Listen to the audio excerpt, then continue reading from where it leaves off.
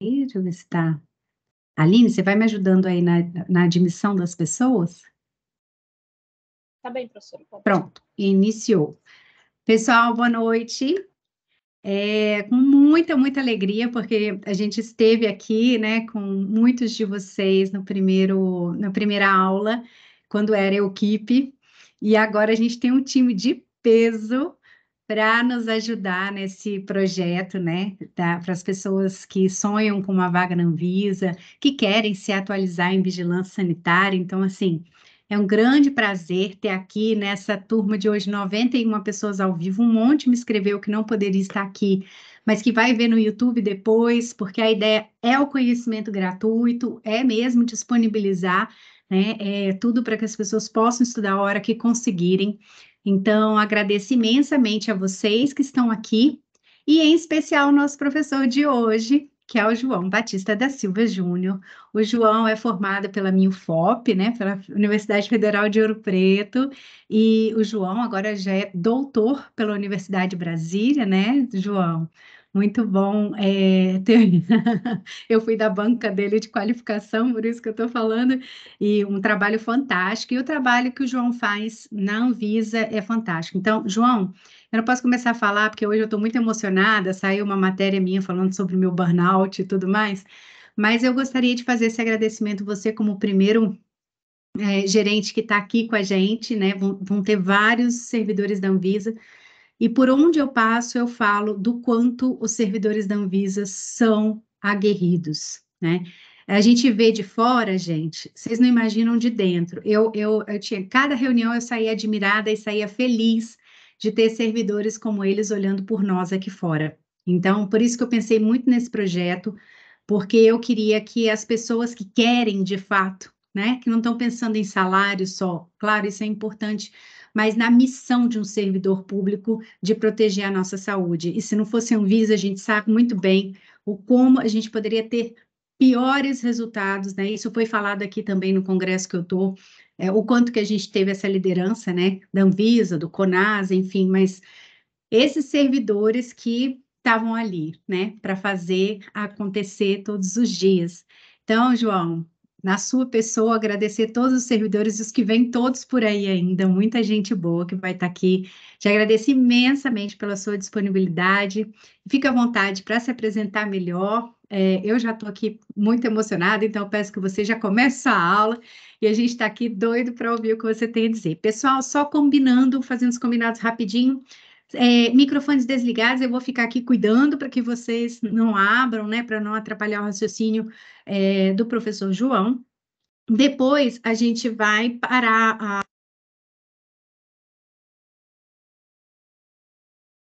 Professor, acho que ficou no mudo. Aí, agora Alguém me ativou o mudo também. Uhum.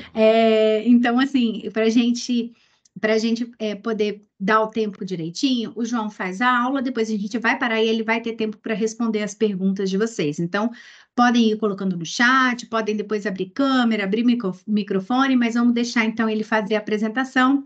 João, muito obrigada mais uma vez.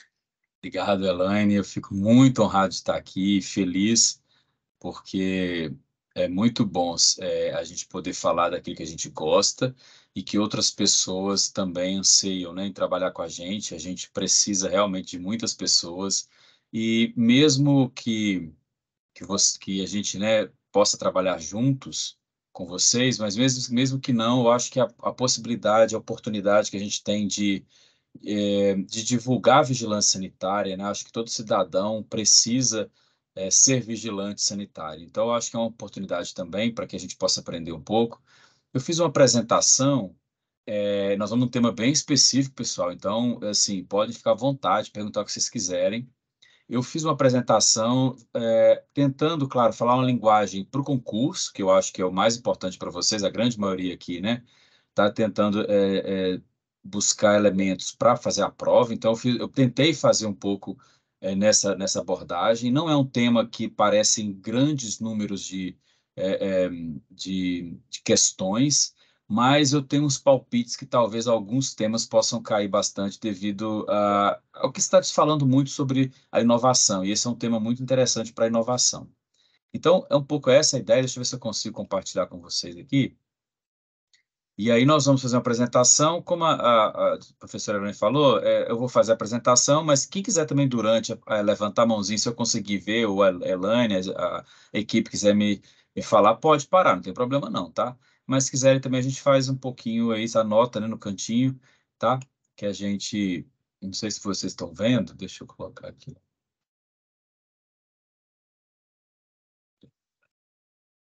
Estou com duas telas aqui, porque Está entrando, tá João. entrando, né? E agora nós estamos em Pronto. 135 pessoas. Perfeito. Vê se vocês estão conseguindo ver. Sim, já estamos vendo. No modo apresentação. Beleza. Então, nós vamos falar um pouco sobre vigilância sanitária de sangue, células, tecidos, órgãos e produtos de terapia avançada. Eu vou procurar fazer com bastante detalhes, assim, algumas questões, outros eu vou passar mais rápido, que eu acho que não vai ser o fórum aqui, né, e parece que provavelmente não deve cair em prova, e outras eu vou falar um pouco mais devagar, para a gente poder, que eu acho que pode ser, e pelo que eu vi algumas questões, pode ser que apareça na prova, tá? Mas fiquem à vontade aí para perguntar.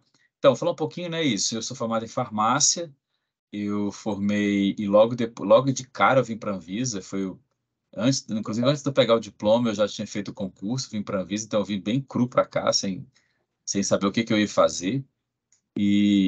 Mas a minha intenção era ficar na Anvisa um ano só, na época foi o primeiro concurso, né, 2005. Então, a intenção era ficar um ano só, porque eu tinha outros projetos na vida. Acabou que eu cheguei, me apaixonei pela vigilância e então fiz toda a minha trajetória pós-graduação aqui dentro. Então, eu devo muito à Anvisa também pela minha formação e também pela causa. Acho que a Helene colocou bem isso. Quando a gente está fazendo um concurso, né? Eu não pensava essa história do concurso, não era um pouco o meu sonho, mas depois né, a gente foi lidando com essa questão, principalmente quem mora em Brasília. Eu sou de Minas, né? Sou mineiro. Vim para Brasília, essa questão do concurso era muito importante, mas a gente talvez esquece que, e foi o que aconteceu comigo, a Anvisa veio como uma luva, né? Ela encaixou exatamente nos meus anseios e na minha vontade de produzir para a sociedade algo. Então, eu acho que é um pouco o que eu quero passar para vocês também aqui hoje, vocês se preparando para essa nova carreira, né? Então, eu acho que não tem como começar uma discussão sem esse conceito. E eu aconselho a vocês que esse conceito fique na cabeça de vocês, porque através desse conceito, muita coisa que vocês forem ler, talvez possam resolver muitas questões ou dar muitas ideias para vocês numa prova, por exemplo, de redação. Porque vigilância sanitária, esses vão ficar, acho que todo professor deve falar isso aqui. Então, vocês até o final do curso vão ficar, acho que craque nesse conceito. Mas vigilância sanitária, eu quero só resumir para vocês terem a oportunidade de usar isso, por exemplo, numa redação argumentativa. Ela trata de gestão de risco. Se você pegar o verbo que está lá na lei 8.080, a lei do SUS, né, a lei que cria o Sistema Único de Saúde, e ela já conceitua vigilância sanitária, para vocês verem, vigilância sanitária como um conjunto de ações capaz de eliminar, diminuir ou prevenir. É como se eu estivesse falando que vigilância sanitária vai trabalhar na gestão de riscos relacionados à saúde, né? Então, esse é um conceito bem importante que vocês precisam ler bem, né? Provavelmente no edital vai ter essa lei, que é a lei que cria, né, a vigilância sanitária. Então, é um pouco isso, né? Tudo que nós falarmos aqui, nós vamos falar de uma tecnologia muito nova, né? Tanto uma tecnologia não tão nova como é transplante e transfusão, mas não é muito comum as pessoas conhecerem esse tipo de intervenção clínica, né? E vou falar de uma tecnologia muito nova, mas todas elas, o papel da vigilância é eliminar, diminuir ou prevenir riscos, né, desse produto, desse processo. Tá? Nós vamos falar um pouco bastante sobre isso. Aqui eu trouxe para vocês, eu poderia dizer, é uma conceituação minha, mas vocês podem utilizar isso também, é como se aqui fosse o dogma da vigilância sanitária, ou dogma da regulação sanitária, né? Então, a gente vai utilizar em qualquer objeto que vocês forem discutir em vigilância sanitária, sempre vai ser esse. Nós vamos buscar nesse objeto se ele é seguro, ou se é um serviço ou um produto, né? Se ele é seguro, se ele é eficaz, ou se é de qualidade, e se tem qualidade. Esses três elementos, qualquer prova que vocês colocarem isso, vocês já vão estar falando sobre os atributos mais importantes que a regulação sanitária busca. Então, eu sempre busco um produto seguro ou um serviço seguro, um produto eficaz ou um serviço talvez eficaz, eficiente. O serviço, às vezes, pode ter alguma mudança no texto, mas, enfim, segurança, eficácia e se ele tem qualidade. E sempre vai ser feito uma avaliação de riscos e benefícios.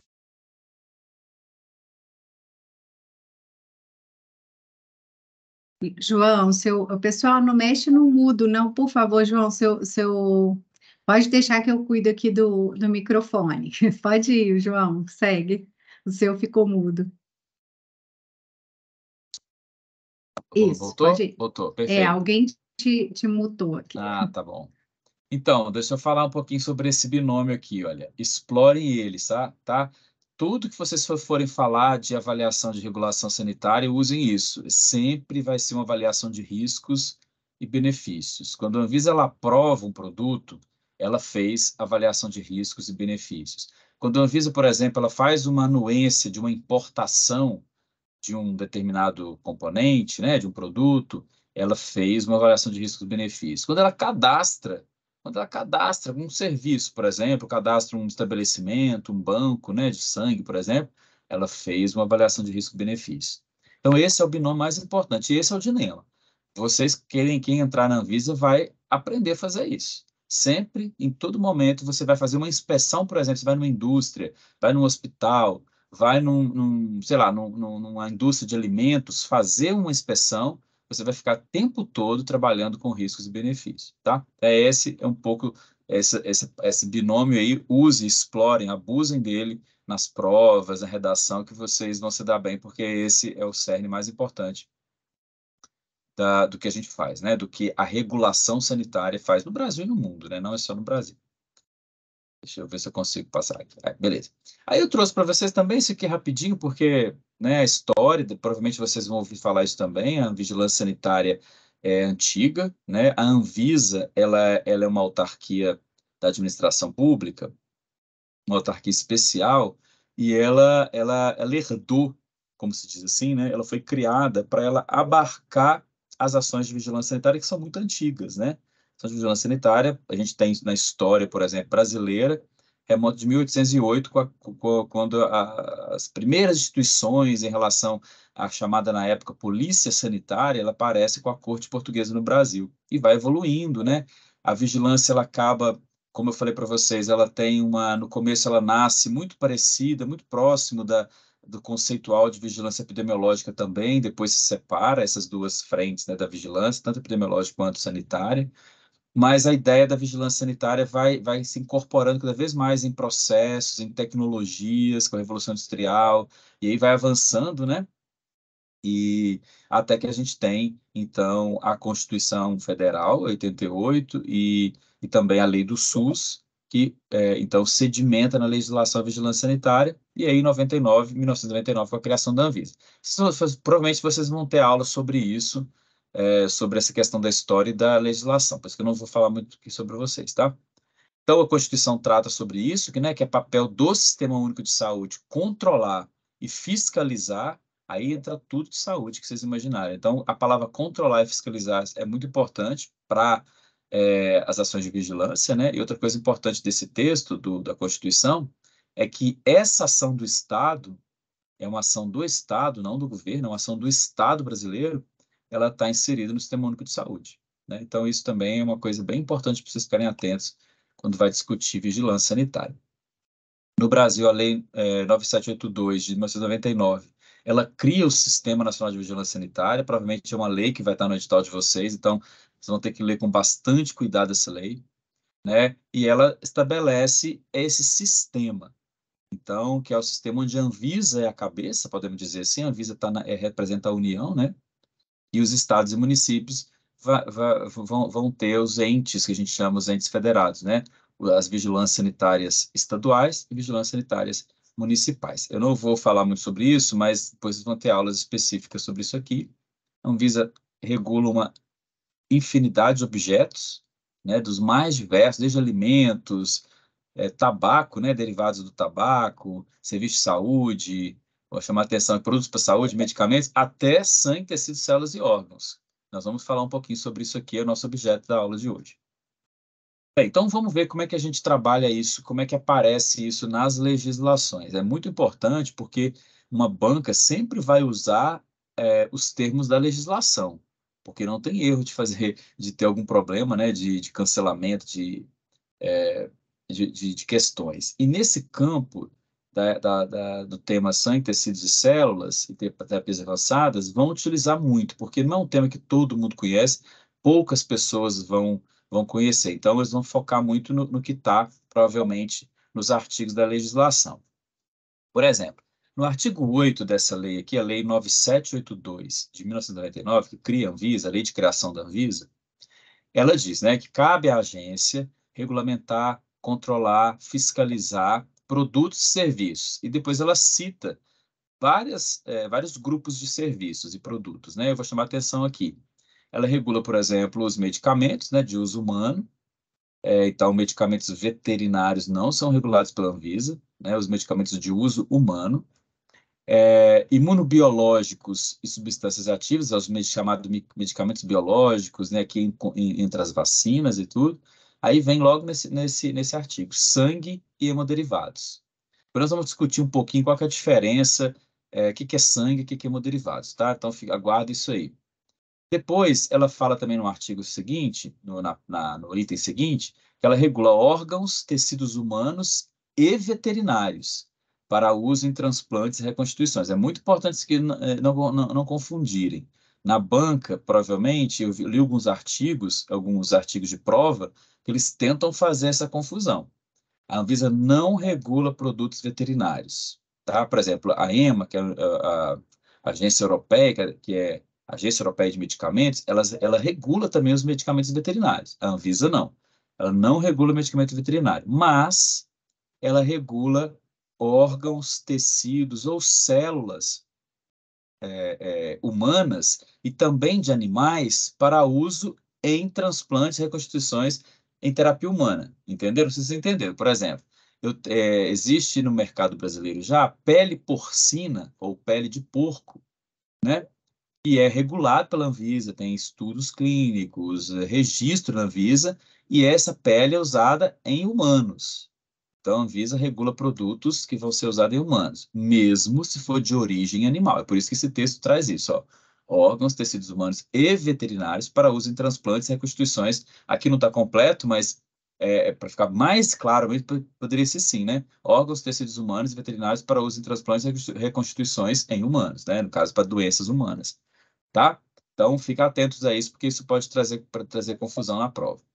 Então, ela regula isso e regula também, aí tem um artigo meio coringa, que ela regula qualquer produto que vai ocasionar risco, ou seja, a Anvisa regule tudo, né? Porque tudo vai ocasionar risco, mas é mais ou menos isso, e ela chama a atenção daqueles produtos obtidos por engenharia genética. E aí nós vamos entrar depois nos chamados produtos de terapias avançadas, tá certo?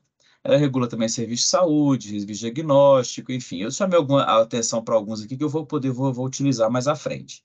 Mas existe uma lista enorme. Então, eu aconselho que esse artigo 8, depois vocês peguem ele, leem todos, discutem cada um dos objetos, façam, pensem, expliquem na cabeça de vocês sobre esses objetos, o que vocês acham que é, o que não é, porque isso vai ajudar vocês na prova, tá? Eu trouxe só aqui os do sangue e dos tecidos e células e órgãos, porque eu vou usar daqui a pouquinho à frente. Aqui no regimento, trouxe o regimento, apesar de o regimento provavelmente não cai numa prova, mas o regimento interno, às vezes até cai, eu não sei como é que estão os editais agora, mas o regimento interno da Anvisa, ele traz esse rol de novo de produtos e com mais detalhes. Por exemplo, olha bem, ele vai trazer terapia avançada, e vou explicar para vocês depois por que ele vai trazer aqui, não está na lei. Imagina vocês, esses produtos são tão inovadores que na lei, lá em 1999, nem se imaginava que existisse esse tipo de produto. Por isso que não tem na lei, tá? Mas o regimento interno já trouxe. Ele acrescenta células, né? Porque fica implícito lá, órgãos, tecidos humanos, mas aí as células também entram. Então, isso traz uma melhoria assim, no entendimento, na clareza da lei. E também acrescenta a palavra biotecnologia na frente de engenharia genética, né? porque nem todo produto biotecnológico poderia vir de engenharia genética. Nós vamos falar um pouquinho à frente sobre isso também, tá? Mas, enfim, isso aqui é só para vocês ficarem atentos nesses objetos, eles são muito importantes para vocês estudarem. Eu trouxe para vocês aqui, estou começando a funilar já a minha apresentação. Eu trouxe para vocês aqui o que é um produto biológico, tá? Eu vou usar muito isso. Por exemplo, partes do corpo humano, sangue, tecido, células que são usadas em transplantes e em transfusões, são considerados produtos biológicos, tá? Por quê? A origem é biológica. Então, produto biológico é um produto, no caso aqui, a gente podia chamar também de medicamento biológico, tá? Mas no Brasil a gente utiliza na normativa produtos biológicos, mas tem países que chamam medicamentos biológicos. Esses produtos biológicos, eles são de origem biológica, tá? Então, é o primeiro conceito. E aí nós vamos para um outro desenho aqui, que eu vou mostrar para vocês, que existe dois tipos de produto biológico. Ó, produtos biológicos não registráveis, produtos biológicos registráveis. Ou seja, o que é um produto biológico registrável? Ele é um medicamento propriamente dito e ele passa por elementos que chamam regulatórios de registro. Ele passou por pesquisa de desenvolvimento, pesquisa pré-clínica, pesquisa clínica, e aí ele produziu um dossiê para registrar. Então, quais são os medicamentos biológicos que a gente conhece? Vacinas, né? As vacinas são medicamentos biológicos, hemoderivados, por exemplo, fator 8, fator 9, são hemoderivados, imunoglobulinas, anticorpos monoclonais também, que são produtos biológicos, enfim, existe uma lista grande de medicamentos biológicos. Eles seguem a rota de desenvolvimento de medicamento, recebem um registro, e aí eles, a partir do registro, pode ser comercializado no Brasil, tá? Porém, a gente vai ter alguns tipos de produtos biológicos que não são registráveis. São os produtos que a gente chama, os produtos que são do sangue, tecidos, células, órgãos, que são partes do corpo humano que vão ser utilizados na terapêutica. Então, se você pensar bem, eles são medicamentos, né?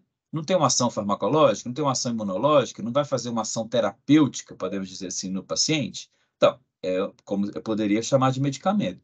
Mas se convencionou colocá-los como produtos biológicos, por quê?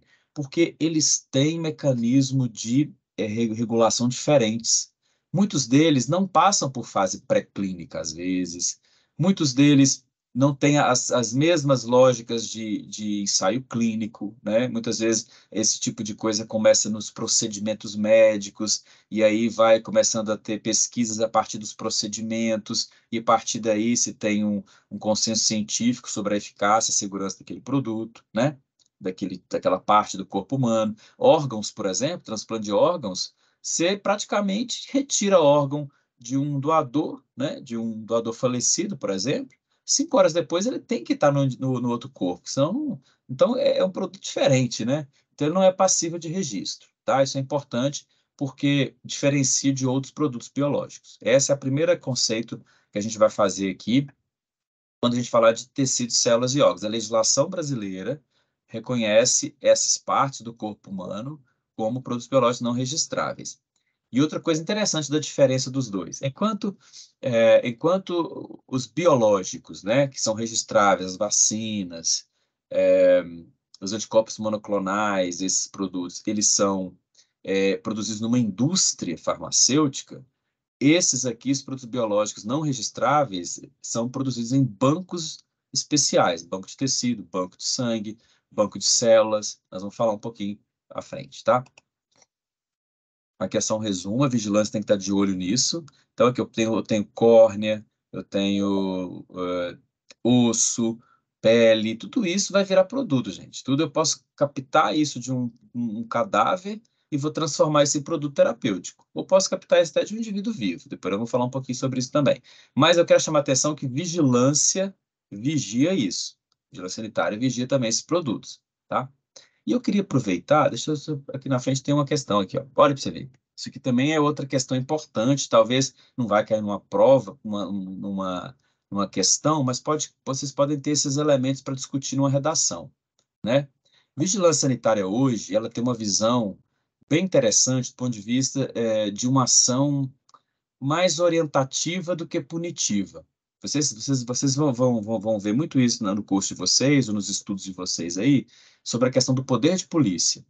Isso é uma outorga do Estado brasileiro para essa atividade, né, para esse órgão, essa atividade do Estado, de fazer polícia sanitária, né, de fazer para o poder de polícia. O que é isso? Se eu entrar num estabelecimento que eu tiver um problema, né, de risco sanitário, eu posso interditar, eu posso restringir a liberdade daquele, é, daquele estabelecimento para minimizar ou estancar, né, o risco sanitário naquele momento ali. Então, isso é o básico, né, para entender a punição. Por isso que eu falo a punição. Mas hoje existe uma tendência da regulação sanitária, ou mesmo da vigilância sanitária, da regulação sanitária, ser muito mais uma atividade, ou pelo menos ter uma prevalência de atividades orientativas, recomendatórias, de ações que pudessem ser estimular com que quem está produzindo aquele produto, quem está oferecendo aquele serviço, o faça da melhor qualidade possível, né? Então, é um pouco nesse sentido. Óbvio que o poder de polícia não se perde, e nem pode perder, porque o dia que precisar, a vigilância precisa usar, tá? É mais uma questão, são instrumentos, né, que se utiliza para fazer gerenciamento de risco.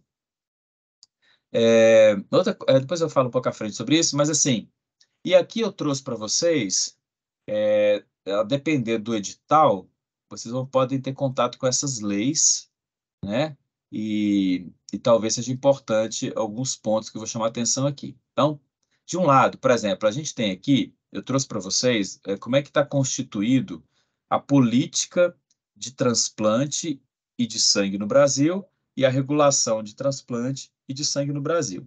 Todas elas são regidas pela Constituição Federal, tanto a política quanto a regulação. A lei do SUS também traz elementos da política e elementos da regulação, tá? Isso é muito importante porque esses produtos, como eles não são passíveis de registro, eles envolvem parte do corpo humano, então tem questões éticas também importantes a serem discutidas aqui, nós vamos falar um pouco à frente. Envolve o indivíduo, esses produtos, muitos deles são coletados de indivíduos vivos ou indivíduos falecidos. Então, o material de partida, a fonte desses produtos vem do ser humano. Então, tem uma série de elementos aqui que, diferente de medicamentos, né? Uma série de elementos que devem ser discutidos numa política nacional, né? Porque ultrapassa o simples fato de eu simplesmente verificar se é seguro, se é de qualidade ou tem eficácia, né? Que eu estou falando de um aspecto mais ético, e aí, por isso, todos esses produtos, eles são regidos por leis que trabalham com a política desses produtos, né?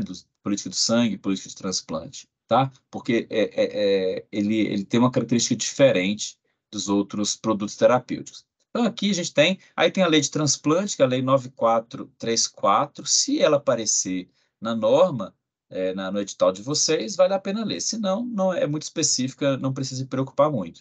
Tem a lei 10.205, que é a lei do sangue, chamada Lei Betinho também, foi uma lei, foi criada ela foi 10 anos de discussão no Brasil. O Brasil vivia um processo bem importante de risco sanitário, foi na época do HIV que foi criada essa lei. Eu vou falar um pouco mais à frente sobre ela. Talvez ela possa cair, porque nós estamos vivendo nesse momento no Brasil uma questão sobre o uso de sangue para a indústria farmacêutica brasileira, que é a indústria de hemoderivados. Talvez possa cair alguma coisa, mas, né, tem que verificar o edital se vai cair. Se cair, vocês vão ter que estudar essa lei, ela é muito técnica, né, então vale a pena. E outras leis que não tem muita importância, portarias do Ministério. E a gente tem a lei da Anvisa, que eu falei para você, a 9782, que trata sobre essa questão, né? E ela fortalece a autoridade competente, como a Anvisa e as vigilâncias sanitárias, como autoridades competentes para esses processos, né? A 6360, a 6437 também, que trata, vocês vão estudar muito essas leis que tratam dos ritos e dos objetos da vigilância, né? Eu trouxe aqui só para vocês verem que é complexo, né? O sistema de sangue e transplante, ele é regido por regulações da Anvisa, mas também regido por leis do Ministério da Saúde, tá? Vamos seguir. João, Oi, João, oi. temos uma mão levantada aqui da Bianca, Ah, e só para avisar todo mundo, eu tô com a câmera fechada, que a internet aqui no hotel tá péssima. pode perguntar, Bianca, você Bianca. quer fazer uma pergunta? Não? Então, desculpa, João, pode continuar, a Vamos gente seguir. Você pode me depois chamar, pergunta. tá? Qualquer coisa. Bem, então aqui eu trouxe para vocês essa mesma ideia que eu trouxe para vocês aqui, né? O Ministério, porque pô, eu penso que talvez possa aparecer na prova, não vai, provavelmente não deve ter uma questão tão contundente assim uma prova, porque isso não é fácil de nem da banca compreender bem, mas talvez possa aparecer lá e se vocês conhecerem já esclarece para vocês, né? Sabe que em prova de concurso é assim, né? Às vezes eu não sei a questão toda, mas eu sei alguns pontos, já me brilha a cabeça ali, eu consigo ter ideias. Então, por isso que eu trouxe isso aqui para vocês. Por exemplo, então, nesse caso, quando eu estiver falando de sangue, tecidos, células, órgãos para transplante e transfusão, eu vou estar falando de duas vertentes. O Ministério da Saúde, responsável pela política, ou seja, é o Ministério da Saúde que vai preocupar com o acesso a esses produtos, com a assistência desses produtos, com a capacidade de cada estado e município ter sangue e tecidos e órgãos e células de qualidade quando precisar. Inclusive, a maior parte desses serviços são prestados por entidades públicas. Tem setores, por exemplo, que é 90% público, outros vão ser menos. Eu vou poder falar um pouquinho melhor. E logo abaixo, nesse azul, nós vamos ver as funções da Anvisa e da Vigilância Sanitária. O que a Vigilância Sanitária faz? Na área, né, de sangue, tecidos, células e órgãos. O que ela faz? Nesses bancos de células, bancos de tecidos, bancos de tecidos, bancos de células, bancos de... Vamos falar um pouco melhor sobre isso. Bem, então, a vigilância, a primeira coisa que ela faz, como não tem licenciamento, como não tem registro sanitário, a primeira ação é um licenciamento do estabelecimento. A vigilância sanitária, ela vai verificar as estruturas onde vai ser produzido aquele sangue, vai ser processado aquele tecido, e ela vai fazer o licenciamento. É a primeira ação. Depois, a vigilância e a vigilância vai utilizar as normativas da Anvisa de boas práticas e vai monitorar, fiscalizar periodicamente a produção, né? Vocês vão ver que nesses locais a produção é idêntica. Você pega um banco de sangue, por exemplo, em Brasília, é idêntico de Manaus, que é idêntico dos Estados Unidos, que é idêntico na Europa. Óbvio que tem algumas tecnologias mais sofisticadas, por exemplo, na Europa e Estados Unidos, mas basicamente o Brasil hoje tem estruturas tão sofisticadas quanto. Mas, estou dizendo o que eu quero dizer com isso? É uma produção padronizada. Não existe, por exemplo, eu vou fazer uma certificação de boas práticas numa indústria de paracetamol X, depois eu vou fazer uma certificação numa outra indústria, porque pode ser que ela tenha mecanismos de produção diferentes. Aqui não. Aqui todos eles produzem muito parecidos, é uma similaridade muito grande de mesmo mecanismo de produção, porque é tudo padronizado. As boas práticas, elas são harmonizadas no mundo inteiro, né? Então, depois que a vigilância licencia, ela vai, então, monitorar periodicamente se aquele serviço está produzindo sangue, tecidos, células e órgãos, mas sangue, tecidos, células, órgãos não, tá? Depois eu vou falar melhor. Está sendo feito a regulamentação de boas práticas naquele local ali. Para cada um desses bancos que eu vou falar, tem normas de boas práticas diferentes, tá? Aí vai ter a inspeção fiscalização, o monitoramento do uso, do pós-uso, a gente não chama pós-comercialização, como é medicamento, a gente chama aqui monitoramento pós-uso, a gente tem hemovigilância, biovigilância, segurança do paciente, são os elementos que vai ser verificados para ver se aquele sangue, aquele tecido, e mesmo aqui nesse caso o órgão, ele está sendo usado de acordo com esses elementos aqui na segurança do paciente, o uso racional desses elementos, desses produtos, né? E a Anvisa também, a vigilância, controla a importação, né? E toda a regularização dos insumos. O que eu falo de insumos aqui? Eu falo dos equipamentos usados, todos os equipamentos usados nesses bancos precisam ter licenciamento sanitário na Anvisa, específico para aquela atividade, né? Os kits de diagnóstico, enfim, as bolsas de sangue, vocês vão ver que esses produtos são produzidos em sistemas fechados, né?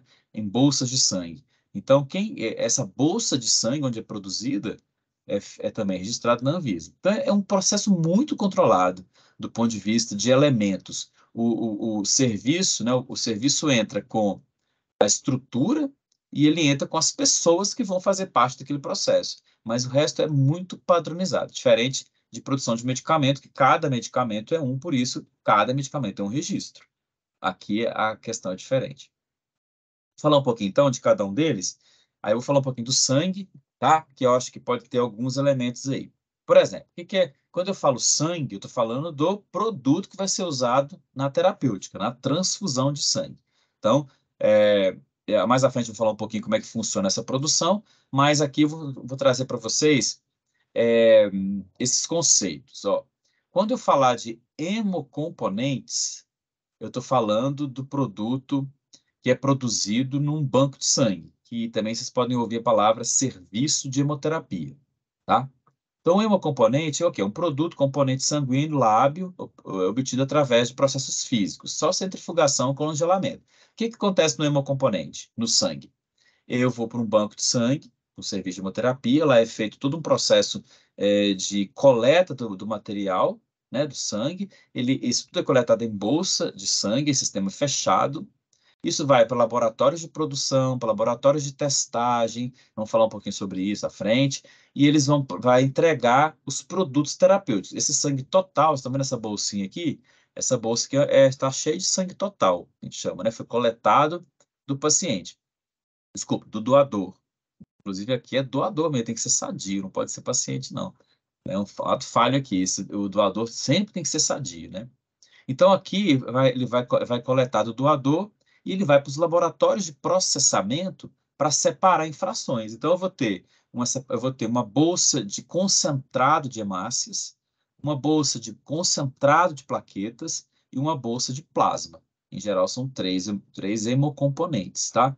Para fazer esse processo de produção, eu vou usar só processos físicos, ou seja, centrifugação, congelamento, alguns são irradiados, alguns eu posso fazer a licotagem, posso diluir, enfim, eu vou fazer processos físicos. O que eu quero dizer com isso?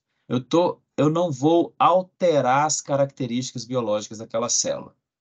Por isso é que esses produtos, eles são chamados também de produtos com manipulação mínima, porque essa manipulação é só um mecanismo físico, um mecanismo de separação e otimização desses produtos, tá bom? Então, isso é o hemocomponente produzido lá nos bancos de sangue, produzido no serviço de hemoterapia. Agora, quando eu posso pegar o plasma, né, principalmente o plasma, só o plasma, e vou levar para uma indústria farmacêutica. Esse plasma, a gente vai chamar ele, então, de um material de partida, de um insumo farmacêutico.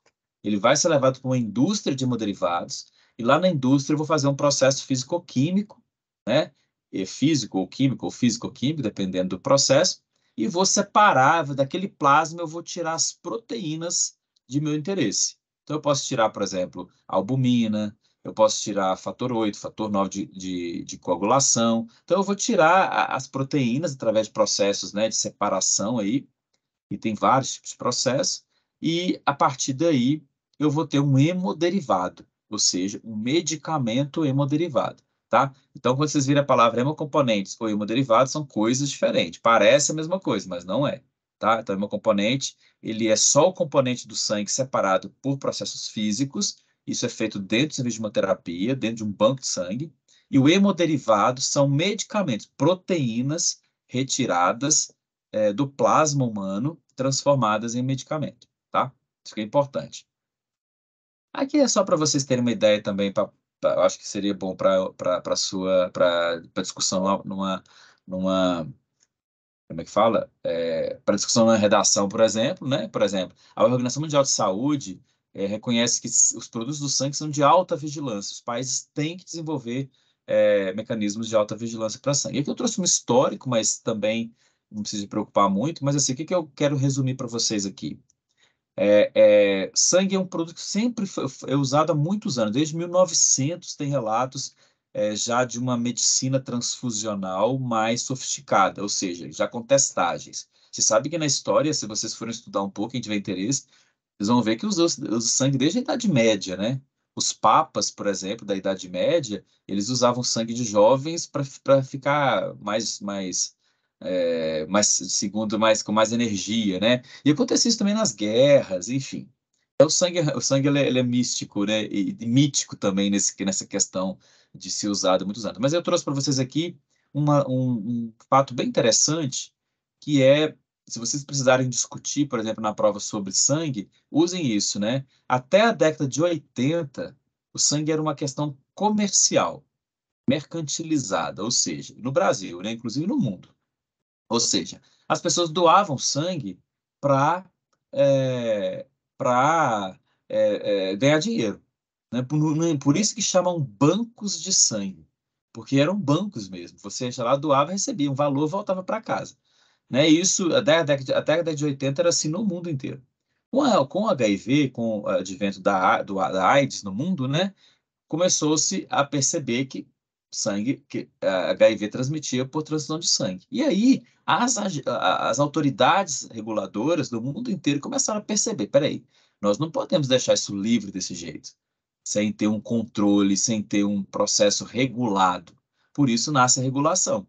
E aí começa a ter obrigação de fazer teste, ter cadastro dos estabelecimentos, como é que eles produzem com qualidade, e entra a ação da vigilância para trazer principalmente segurança e qualidade para aquele produto ali, tá? O Brasil vai avançar nisso também, a vigilância sanitária vai estar, nessa época, começando a se organizar, mas ainda na década de 80 era muito desemparelhada, desorganizada. Vai ter um programa no sangue também na década de 80, com a Constituição Federal, né?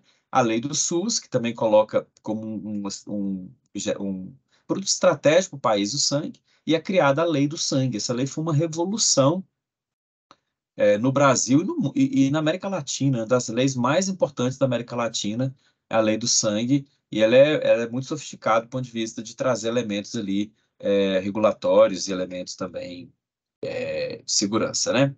Bem, então eu trouxe alguns pontos para vocês terem em mente. Na Constituição fala assim, olha, no artigo 199, fala assim: a lei disporá sobre condições e requisitos que facilitem a remoção de órgãos, tecidos e substâncias humanas para fins de transplante, pesquisa e tratamento, bem como a coleta, processamento e transfusão de sangue e seus derivados, sendo vedado todo tipo de comercialização. Então, foi a partir de 88, com a Constituição Federal, que não se pôde vender mais sangue. Então, hoje, o doador tem que ser voluntário, altruísta e não pode ser remunerado. Por isso que vocês vão ver na mídia aí várias discussões, depois a gente pode discutir se tiver um tempo, sobre novas coisas acontecendo na mídia aí, mas o cerne está aqui. Por quê? Imagina vocês, pessoal, se vocês precisarem discutir isso numa prova, olha bem. Imagina eu doar o meu sangue e vender meu sangue. Sabe, nos Estados Unidos, né, eu tenho um plasma para a indústria vendido, você pode vender. Eu tenho um amigo, por exemplo, que ela estudou nos Estados Unidos, e ela falou comigo que ela não tinha dinheiro, né, era estudante, ela vendia sangue, vendia plasma dela, né, para as indústrias que coletavam para fazer hemoderivados. E ela ganhava, sei lá, na época, ela falou comigo, ganhava quase R$ 600 por doação. Você imagina isso no Brasil? Onde a população é vulnerável, né, socialmente vulnerável. Imagina o que vai virar isso. As pessoas vão, primeiro pode ocorrer grande risco de espoliação, ou seja, as pessoas doarem mais do que pode doar e a pessoa adoecer por isso, né? Segundo, as pessoas podem mentir sobre a sua condição de saúde e prejudicar a própria saúde, e ao mentir também ela pode prejudicar a qualidade do sangue, porque, né, a gente sabe que o sangue passa por muitos testes, né? Teste HIV, teste hepatite B, hepatite C, sífilis, teste de doença de Chagas, mas o teste tem limitações, né? Todos os testes têm limitações de detecção do marcador, que chama de janela imunológica, né? Então, você precisa fazer uma parte de triagem para saber se aquele sangue tem segurança mesmo. Se a pessoa, por exemplo, eu tive na Amazônia, peguei um avião, fui lá na Amazônia, numa área cheia de malária, e fui lá e voltei. Mas eu quero ganhar o meu dinheirinho, não vou falar que eu fui na Amazônia, senão eles vão me impedir de doar sangue. Aí eu chego aqui, dou o sangue, transmito malária para alguém, porque eu fui lá. Eu falo malária, mas eu posso ter outras coisas. Eu posso ter uma relação, por exemplo, desprotegido, sem camisinha, né, com parceiro desconhecido, e aí pronto, pego o HIV, e não vou saber, posso fazer o teste que for, porque isso vai demorar uns 15 dias para ter a marcação, né, sorológica, ou mesmo marcação de biologia molecular, né, de ácido nucleico. Eu posso demorar uns 10 dias, 15 dias para aparecer, mas se eu doar antes, eu posso transmitir. E é por isso que a preocupação de se ter, né, uma triagem voluntária. A pessoa ir lá porque ela tem vontade de ir, independente de qualquer coisa. Então, isso é muito importante. Aqui eu já falei para vocês sobre essa questão de como é que constitui a política de sangue. Vamos avançar, que tem bastante coisa ainda, né? A lei do sangue também eu já falei um pouquinho para vocês, qual foi a origem da lei do sangue. Eu trouxe aqui para vocês terem esse material depois, tá? A própria lei do sangue, ela vai trazer, por exemplo, vai fortalecer as leis sanitárias. Então, ela fala que é obrigatório ter licenciamento sanitário, é obrigatório ter normas regulatórias da autoridade sanitária, no caso. Então, ela vai fortalecer também a vigilância sanitária nessa área, né? E aqui eu trouxe para vocês esses elementos que a gente já discutiu. A utilização exclusiva como doação voluntária, não remunerada, né? Porque isso são princípios. Esses princípios são, inclusive, todos harmonizados no mundo, tá? E o Brasil segue esses princípios. Da doação voluntária, altruísta e não remunerada. Enfim, aqui eu não vou chamar muita atenção para isso. Aqui eu trouxe um pouquinho do ciclo, para a gente entender, porque esse ciclo é mais ou menos igual para todos os bancos, inclusive de células e tecidos também. Então, quando eu falar disso aqui, vocês vão entender como é que funciona também células e tecidos. Por exemplo, então o candidato ele entra no banco, né, ele vai no banco de sangue, e vamos pensar também, vai no banco de tecido diferente, porque é cadáver, né? Mas vamos pegar o sangue aqui, que é um doador vivo. Ele vai lá, ele vai fazer um cadastramento, ele vai passar um processo de seleção, né? Então, vai ter profissionais lá, por exemplo, que vão perguntar para ele várias questões da vida dele, questões pessoais, questões sobre a saúde, sobre a epidemiologia, que até de que regiões ele já teve, para ver se a gente consegue detectar alguma coisa ali que os testes não vão detectar. E também vai fazer uma triagem para ver como é que está a condição de saúde dele. Se ele tem, por exemplo, hipertensão e não pode doar naquele momento, se ele tem diabetes tipo 1 e não pode doar também. Então, vai ter algumas questões assim, que é a triagem, uma triagem clínica epidemiológica. Se ele for apto, ele vai coletar. Se ele não for, ele vai seguir, né, e sair do ciclo do sangue. Então, coletor, quando ele coletar, essa bolsa vai ser coletado num sistema de bolsa, tá? Bolsa, sistema fechado, então é uma produção estéril, por isso que o sistema é fechado, porque é tudo dentro de uma bolsa. Então essa bolsa plástica, né, bolsa de sangue, você vai fazer uma coleta, vai levar para o laboratório de processamento, vai separar naqueles 3 hemocomponentes que eu falei para vocês. E depois alíquotas da amostragem do doador vai para laboratórios, para ele fazer teste imunohematológico, teste sorológico, teste de biologia molecular, para fazer detecção de agentes infecciosos e também para saber como é que é a característica do sangue, né? Que tipagem sanguínea que é, se tem algum anticorpo irregular, que pode trazer algum problema para o paciente que vai receber, tá? Depois disso, que é feito, esse tudo é feito simultaneamente, tá? Processamento e também as testagens. Por quê? Porque não pode perder tempo. São componentes que vão ter um prazo de validade muito curto, né? Aí depois que é feito tudo isso, fez todos os testes, ele vai para um laboratório de armazenamento, vai para uma área de armazenamento, aonde ele vai aguardar o resultado dos testes. Aí, feito todos os testes, vai fazer uma etiquetagem e aí vai liberar o produto ou descartar, dependendo do resultado dos testes, né? Liberou o produto, ele vai ficar, então, pronto para ser destinado à transfusão. Na transfusão, para a transfusão, ele vai passar por uma testagem ainda, a gente chama de otimização do processo. Ele vai personalizar aquela bolsa para determinado paciente. Então, a bolsa de sangue é um produto terapêutico personalizado. Então, o médico, então existe na chamada agência transfusional, que é como se fosse uma farmácia hospitalar de sangue, né? Ali vai ficar algum quantitativo de sangue, de massa, plaqueta, plasma, vai ficar ali. Aí o médico vai fazer o pedido, vai para essa agência transfusional, que fica dentro de um hospital, por exemplo, e lá eles fazem as últimas testagens, fazem uma testagem imunohematológica para ver se aquele paciente realmente aquela bolsa dá para ele, faz algumas testagens, e aí personaliza a bolsa e vai fazer a transfusão. Então é mais ou menos esse o ciclo, tá? Depois disso, E esse plasma que eu falei para vocês pode ir também para a indústria farmacêutica.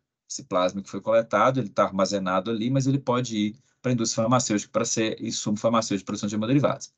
Então, a Anvisa tem normas de boas práticas para tudo isso. Então, cada etapa dessa tem regras técnicas rigorosas que têm que ser seguidas, né? No Brasil, hoje, é a RDC 34, 2014, chamado Boas Práticas do Ciclo do Sangue, tá? Aqui também a gente tem esse mesmo desenho, que é esse ciclo, captação, doação, coleta, tá? Tudo isso de novo. E aqui eu coloquei por baixo, para vocês entenderem assim, que por trás de cada uma dessas etapas existe infinidade de regras regulatórias que têm que ser seguidas, né? Porque para que a gente tenha esse sangue sendo produzido de qualidade que não vá trazer problemas para o paciente, né? E aí eu trouxe rapidamente isso aqui também para a gente ver. Aqui a gente tem como é que os serviços estão organizados no Brasil, serviço de hemoterapia, chamado bancos de sangue. Antigamente, pessoal, chamava banco de sangue. Mas aí as leis foram evoluindo, a legislação foi evoluindo, e aí esse nome fica estranho, né? Lembra da palavra banco, falei que você surgiu por causa da comercialização? Aí, para tirar esse termo ruim que foi da história, se transformou em serviço de hemoterapia, tá? Então, aqui a gente tem hemocentro coordenador. Cada estado do Brasil tem hemocentro coordenador. Nós temos hoje 27 hemocentros coordenadores, só que em São Paulo, por ser uma região grande, com muita população, temos mais 5 hemocentros coordenadores. Então, na verdade, são 32 hemocentros coordenadores, tá? Então, nós temos, esses são hemocentros públicos, todos os hemocentros coordenadores são públicos, e eles são coordenados pelo Ministério da Saúde. Então, tem o Ministério da Saúde, coordenação do sangue do Ministério da Saúde, e coordena cada um dos hemocentros coordenadores, que, por sua vez, coordena cada estado. Aí, cada estado pode ter hemocentro regional, é o núcleo de hemoterapia, são estruturas que vão dependendo do estado, unidade de coleta e transfusão, unidade de coleta, central de triagem laboratorial. Alguns dessas testagens são feitos em locais separados, mas a grande maioria é feita dentro dos hemocentros mesmo, os laboratórios de testagem, e a agência transfusional em cada hospital que tem necessidade de ter sangue estocado, vai ter uma agência transfusional. Aqui eu trouxe para vocês só uma ideia, para vocês terem. Talvez alguma prova pode trazer uma coisa assim para vocês, ó. E aí podem trazer uma pergunta assim, ou uma discussão desse tipo. O que vocês acham? Será que no Brasil está bem distribuído o sangue no país? Por que tem mais sangue aqui nessa região? O que se explica, por exemplo, ter mais sangue aqui do que na região norte? Então, existem umas coisas aí que a gente pode discutir rapidamente, só para vocês aqui. Por exemplo, sangue está muito relacionado com o quê? Onde é que se usa o sangue? Usa primeiro em emergências. Então, qualquer lugar do Brasil pode ter emergência. Um acidente. Então, lá na Amazônia, pode ter, né, emergência. Então, tem que ter sangue na Amazônia. Mas também o sangue é muito utilizado em situações oncológicas, então, centros oncológicos, né? Muita gente faz quimioterapia, principalmente plaquetas. Então, precisa de ter sangue muito. Sempre, hospitais oncológicos precisam de ter muito sangue e onde tem muita tecnologia de transplante, essas coisas. Então, por isso é que também ele está concentrado onde as complexidades da saúde estão maiores também. Então, tem a ver com população, né, maior número de população, tem a ver com complexidade hospitalar, complexidade de serviço, né? Mas não podemos esquecer que lá no Acre, mesmo que tenha menor complexidade, precisa ter sangue, tá? Porque todo lugar tem que ter num acidente, por exemplo, mesmo em pacientes, né, hematológicos, que às vezes não precisa deslocar tanto. Então, é uma questão assim que na prova de vigilância sanitária é bem provável que não tenha essa discussão. Essa discussão é mais política do ponto de vista de distribuição da assistência, né? Mas não custa nada a gente conhecer e isso pode ajudar a gente a fazer discussões interessantes numa prova, por exemplo. Eu vou falar um pouquinho sobre células, tecidos e órgãos. A lógica é a mesma. Por que a lógica? A lógica é a mesma. Assim, eu vou captar esse material de um doador, nesse caso aqui a maior parte é doador falecido, vou levar para um banco e vou processar e vou distribuir. Então, a lógica é a mesma. Por isso que eu não vou falar muito aqui de alguns pontos que eu acho importantes. Talvez esses temas aqui não caiam muito. Então, tá. Então, a gente tem, por exemplo, bancos de tecidos. Então, a gente tem banco de tecido ocular, banco de tecido músculo-esquelético, banco de pele. São os bancos de tecido que tem no Brasil, tá? Então, um banco de óleos, que é chamado banco de ocular, banco de osso, que é o chamado músculo esquelético, banco de pele, usados em transplantes, né? Bancos de células e tecidos germinativos, o que é isso? São os bancos que fazem o que a gente chama de reprodução humana assistida. Então, a gente tem banco de sêmen, banco de óvulos, né? Que vão armazenar essas células reprodutoras para ser usado em terapias para indivíduos que precisam, né? Centro de processamento celular é o chamado bancos de células, e nesse centro de processamento celular vai ter ali a manipulação de células para as terapias celulares. Nesse centro, por exemplo, um famoso que a gente conhece é o transplante de medula óssea. Transplante de medula óssea, as células são processadas, produzidas nesse centro de processamento celular, tá? E centros de saúde que realizam transplante. Aí são serviços de saúde, hospitais, tem que ter UTI, né, preparada para fazer o transplante. Então, esse é o universo que a Anvisa regula nesse campo de atuação. Então, nós vamos falar agora de transplantes. Transfusão, já falamos de sangue, né? E transplantes, quando a gente vai fazer uma transferência, por exemplo, de células, tecidos e órgãos de um indivíduo para outro, tá? Tem a lei de transplante.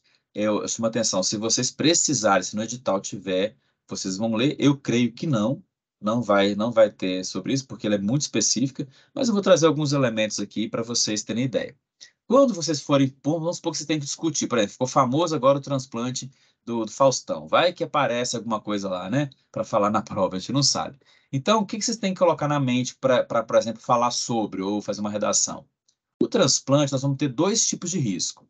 Risco ao paciente transplantado. Por quê? O paciente transplantado, ele é um paciente, imagina, tá? O transplante sempre é a última opção terapêutica.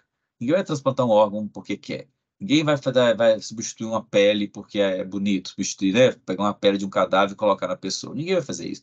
É uma situação realmente grave. Então, o paciente geralmente ele precisa usar um imunossupressor, então, né, para receber aquele tecido. Tem a possibilidade de ocorrer infecções, falência daquele órgão, porque a gente precisa ter um órgão que a gente chama imunologicamente e geneticamente muito parecido com o indivíduo, né? Rejeição, tudo isso são riscos ao paciente. Então, eu acho interessante vocês terem em mente esses riscos, porque se precisar discutir, provavelmente é sobre isso. E também riscos ao processo, né? Então, por exemplo, é a mesma coisa que eu falei para vocês, triagem. Como é que você faz triagem de um cadáver, né? Como é que você vai... Porque fazer triagem, por exemplo, de um doador é fácil, doador de sangue. Pergunta onde ele foi, se ele, né, se ele foi numa região de malária, se ele viu um barbeiro na casa dele lá, por exemplo, se ele vive na região de barbeiro para saber se ele pode ter doença de Chagas, essas coisas, né? Se ele foi numa balada, por exemplo, e nessa balada ele esqueceu, bebeu muito e lá né, e fez uma comportamento de risco, enfim. Então é fácil, você pergunta, o cara vai falar para você lá, faz uma triagem. Aqui, o doador cadáver é super complexo. Doador cadáver, ou mais correto, doador falecido. É mais difícil, porque você vai ter que fazer isso com a família. E geralmente uma situação muito complexa, né? Situação de morte. Então, não é fácil fazer isso aqui, mas existe técnicas de triagem, sim, para perguntar para a família algumas questões. Existe uma triagem também no corpo do indivíduo. Então, geralmente os profissionais fazem uma triagem no corpo, né, para ver como é que está o corpo. O corpo mostra sinais de algumas situações. Então, faz o processo de captação, tem que ter uma infraestrutura nos hospitais que fazem captação desse tipo de material, né? Processamento, por exemplo, osso tem quase uma pequena indústria para processar osso, porque tem que ser em processo em sistema fechado, mas não é em bolsa, né? Então você tem que ter uma área limpa. É mais complexo aqui o processamento. Armazena, condiciona, faz toda a rotulagem, né? Transporte, distribui, faz o transplante e tem que monitorar o pós-transplante também, é chamado biovigilância, tá? Mais ou menos isso. Mas eu trouxe para vocês algumas coisinhas também interessantes. Ó, o transplante, você vai trabalhar, por exemplo, com a gratuidade da doação. Tem que ser uma doação também altruísta, né? Não pode vender parte do corpo, né? Então, aqui tem uma chamada gratuidade da doação. Sempre uma ação vai ter que se trazer beneficência ao receptor. Claro, ninguém vai fazer um transplante que não vai ser benefício para a pessoa que está recebendo, né? E não maleficência para o doador. Não pode trazer, por exemplo, mal ao doador. nem prejuízo se for um doador vivo, muito menos para um doador falecido, né? Um doador falecido, eu não posso, por exemplo, tirar um olho da pessoa, por exemplo, vou fazer, né, eu vou fazer um transplante de córnea, vou tirar um olho da pessoa lá, né, para fazer a córnea, tem que tirar o olho. Aí fica aquele buraco lá, assim, a pessoa vai enterrar com aquele buraco, a família toda vendo. Não pode. Então, tem que arranjar uma forma de manter a característica do cadáver digna, para ele fazer um bom enterro e não, né, essas coisas, tá, gente? Eu trouxe assim, exagerado, mas, assim, dando esses exemplos, vocês entenderem o que eu estou falando aqui e ficarem fixados na cabeça de vocês, para vocês aprenderem na prova, tá? Então, para doador de tecidos e órgãos, eu posso ter doador vivo, doador falecido, falei para vocês. O doador falecido, eu faço como? Sempre após a constatação da morte encefálica ou da parada cardiorrespiratória. Mais importante é a morte encefálica, tá?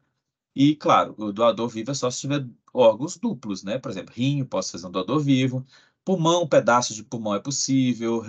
Também é possível fazer com fígado, pedaço do fígado, pedaço de intestino, essas coisas também é possível. Mas o mais comum mesmo é rim, nesse caso, doador vivo, tá? Aqui eu trouxe essas coisas, mas eu acho que não precisa se preocupar muito. Assim, doador vivo eu posso fazer com pessoas com parentesco, né, consanguíneo até terceiro grau. Então, pai, irmão, filho, avô e tio, posso doar mais facilmente. Agora, fora esse tipo de parentesco, eu vou ter que fazer um mandado judicial, tá? Então, é só para. Acho que não precisa se preocupar muito com isso aqui para a prova, mas pra vocês conhecerem. Aqui tem a mesma coisa, pessoal. Tem uma política de transplante, tem o Ministério da Saúde, que é com o Sistema Nacional de Transplante, que vai fazer todo o processo de fila, organização da fila, né? Vai fazer todo o processo de assistência, garantir que órgãos, tecidos sejam distribuídos para o Brasil inteiro. E a Anvisa, né, principalmente na parte de tecidos, células, vai fiscalizar os bancos através do processo de vigilância sanitária, né? E o órgão é mais na questão do hospital mesmo, né? A Anvisa não influencia muito na questão de fila, essas coisas, não é muito a questão da Anvisa, é mais do Ministério. Mas ela, claro, ela fiscaliza se as UTIs estão adequadas e todo esse processo, tá? Eu vou correr aqui, que o meu tempo já está acabando, eu tenho alguma coisinha para falar ainda. Bem, outro que eu falei para vocês é células de tecidos germinativos, que é que eu falei, né? São oócitos ou óvulos, que são célula reprodutora feminina, o sêmen, esperma, o espermatozoide, que é a célula reprodutora masculina. Essas células são coletadas também, são processadas, são armazenadas e podem ser usadas em terapia, né, na terapia de reprodução humana assistida. Aqui eu trouxe para vocês um exemplo, né, de desenho aqui. Essas células, por exemplo, elas são, olha bem, eu posso armazenar em tanques de nitrogênio líquido sêmen, eles podem ter uma validade assim por muito tempo, né? Oócitos, e até embriões. Embriões também produzidos em laboratório são armazenados aí por muito tempo. Aqui está mostrando uma fertilização in vitro, né? Onde eu tenho o sêmen e o oócito se juntam, vai formar então o blastocisto e fazer todo o processo embrionário ali, né? Aí eu trouxe para vocês uma questão que já vi em provas anteriores. Por isso que eu trouxe essa questão aqui. Eu vou trouxe até uns exemplos de prova aí para a gente ver. Sobre a questão da lei de biossegurança. Nas provas, essa lei estava bombando, porque foi quando o Brasil, em 2005, fez a lei, e essa lei é bem polêmica, porque ela foi, depois de muita discussão social, ela permitiu com que se fizesse terapia e pesquisa a partir de células-tronco embrionárias. Isso é uma polêmica, né, religiosa, enfim, tem um monte de polêmicas, eu não vou entrar nisso não, mas então foi uma lei bem importante na época. O que que essa lei dizia? Se eu tenho um embrião produzido em fertilização in vitro, nesses bancos de células de tecidos germinativos, né? Se eu tenho um embrião ali formado, esse embrião, dependendo de alguns casos, ele pode ser doado para uma pesquisa científica, né, com embriões. Quando? Quando o embrião ele for inviável. Então, às vezes, você produz um embrião, vai fazer todas as testagens, e o embrião ele não é viável, ou seja, ele não vai crescer, ele não vai passar daquilo ali. Ou seja, não vai se transformar em um ser humano, não vai conseguir crescer. Então, esse embrião pode ser doado para pesquisa. Ou quando o embrião congelado há mais de 3 anos, né, e aí os pais, né, os genitores, decidem doar para pesquisa. Tudo isso é muito polêmico, pessoal, mas está na lei, tá? Então, eu estou fazendo o que está na lei aqui, e é isso que é feito hoje, tá? Em qualquer caso, tem que ter consentimento, qualquer pessoa. Outra coisa importante nesse tipo de produto, todas as vezes que eu tenho partes do corpo humano que são usadas para terapia, quando um doador um falecido ou vivo, né, eu sempre preciso aplicar a ética, sempre, não tem como, sempre tem que ter termos de consentimento. Qualquer situação tem que ter sempre consentimento, nesse caso dos pais, né? Essas instituições de pesquisa, elas têm que estar todas regulamentadas, né? E se for para usar em pesquisa, tem que ter um projeto de pesquisa aprovado pelo sistema CEP-CONEP, que é de ética em pesquisa, né? E não pode comercializar, tá? Ah, eu vou vender esse embrião aqui por, sei lá, 5 milhões de reais. Não, não pode. E se for para pesquisa, tem que doar. Não pode ter comercialização, né? Enfim, e aí isso que é importante. A lei, essa lei é vigente, se cair na prova, leiam com bastante atenção, principalmente o artigo 6º. Se estiver no edital de vocês, leiam. Ó, é proibido fazer no Brasil clonagem humana, tá? Clonagem humana é proibido. Agora, clonagem terapêutica, não. O que é clonagem terapêutica? Então, ó, a clonagem humana, para você ter ideia, tem até pena, né, de reclusão se a pessoa fizer. Clonagem humana é o quê? É você, por exemplo, pegar, por exemplo, o espermatozoide de um indivíduo, né?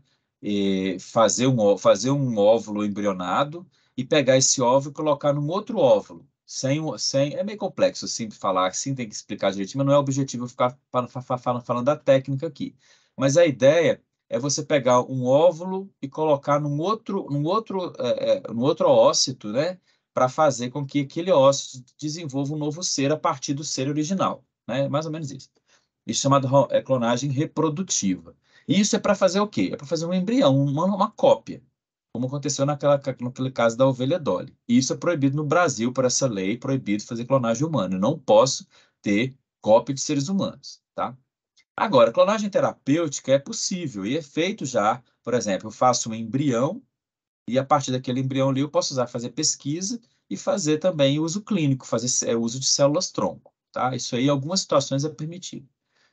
Tá, então, outra coisa que é proibida no Brasil também, e a prova adora coisa que é proibida, por isso que eu trouxe para você. O que é proibido? Engenharia genética em célula germinal humana. Então, você pegar uma célula, por exemplo, germinativa, e você, por exemplo, fazer uma mudança genética naquela célula, isso é proibido, tá? É o que a gente chama de terapia gênica germinativa, também é proibido no Brasil, porque se eu não posso alterar material genético de célula germinativa. O que significa isso? Se eu alterar o material genético de célula germinativa, eu vou alterar a espécie, e vai passar isso para os descendentes. O mundo não está preparado para isso ainda. Talvez no futuro, mas hoje é proibido, está no Brasil. Então, alterar, fazer engenharia genética em zigoto também, humano, não pode, muito menos em embrião humano, tá? Então, clonagem terapêutica, pessoal, é diferente de nascimento de gêmeos idênticos, tá? Não confunda isso. Clonagem terapêutica é uma coisa artificial, feita em laboratório. Gêmeos é diferente. Gêmeos nasce a pessoa, né? Esse é feito no próprio indivíduo lá. E é diferentemente de cultura de célula. Cultivar a célula não é fazer clonagem. Cultivar a célula é fazer com que a célula se multiplique em laboratório, tá? Então, isso que é importante. É que eu vou passar muito rápido, já está passando do meu tempo também, eu tenho alguma coisinha ainda. Isso aqui é sobre a outra terapia celular que a gente chama, células tronco hematopoéticas, que é aquelas células que vão ser usadas no transplante de medula. É a mesma coisa de que a gente falou até agora. Nesse caso aqui, eu vou coletar a célula, vou levar para um laboratório, fazer um processamento, vou congelar, vou criopreservar, e depois eu vou transplantar essas células, tá? Isso é tudo muito importante em transplante de medula, em algumas leucemias, linfomas, que são câncer, né, hematológicos, tá?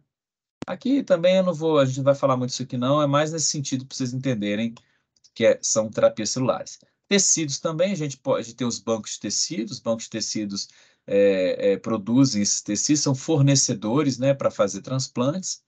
Aí eu tenho banco ocular, banco musculoesquelético, banco de pele, tem até banco de tecidos cardiovasculares. O Brasil tem um banco de tecido de válvulas cardíacas, tá? Que é no Paraná, tá? Esse banco. E nós vamos finalizar aqui rapidinho, eu vou eu vou mais, acho que uns 10, 15 minutinhos eu termino, tá? Que é a que a gente chama de terapia avançada. Vocês imaginam, né? Células, tecidos, órgãos já é alguma coisa assim meio diferente. Imagina agora eu ter a capacidade de produzir células em laboratório. A partir de uma célula, eu produzo milhões de células no laboratório. Eu não vou precisar mais de coletar de ninguém. Eu não vou precisar mais de ter vários doadores de medula. Eu posso produzir essa célula no laboratório. Eu posso produzir um órgão no laboratório. Precisa de fazer a coleta, por exemplo, de um cadáver. Eu já posso produzir isso em laboratório. Eu posso fazer uma engenharia genética diretamente no indivíduo, fazer uma mudança no DNA dele para curar uma doença. A gente vai falar um pouquinho sobre isso aqui agora. Então, aqui eu fiz um resumo para vocês, né? Hoje nós temos o que a gente chama de terapia convencional. Aí nós dividimos, isso a partir de 2018, no Brasil foi dividido assim: terapia convencional, ou seja, eu tenho partes do corpo humano que são usadas em transplante, transfusão, que nós falamos até agora. Então, o que nós falamos até agora é terapia convencional. A partir de agora, nós vamos falar também de terapia avançada, que é o quê? Eu vou usar células e genes para fazer medicamento, tá?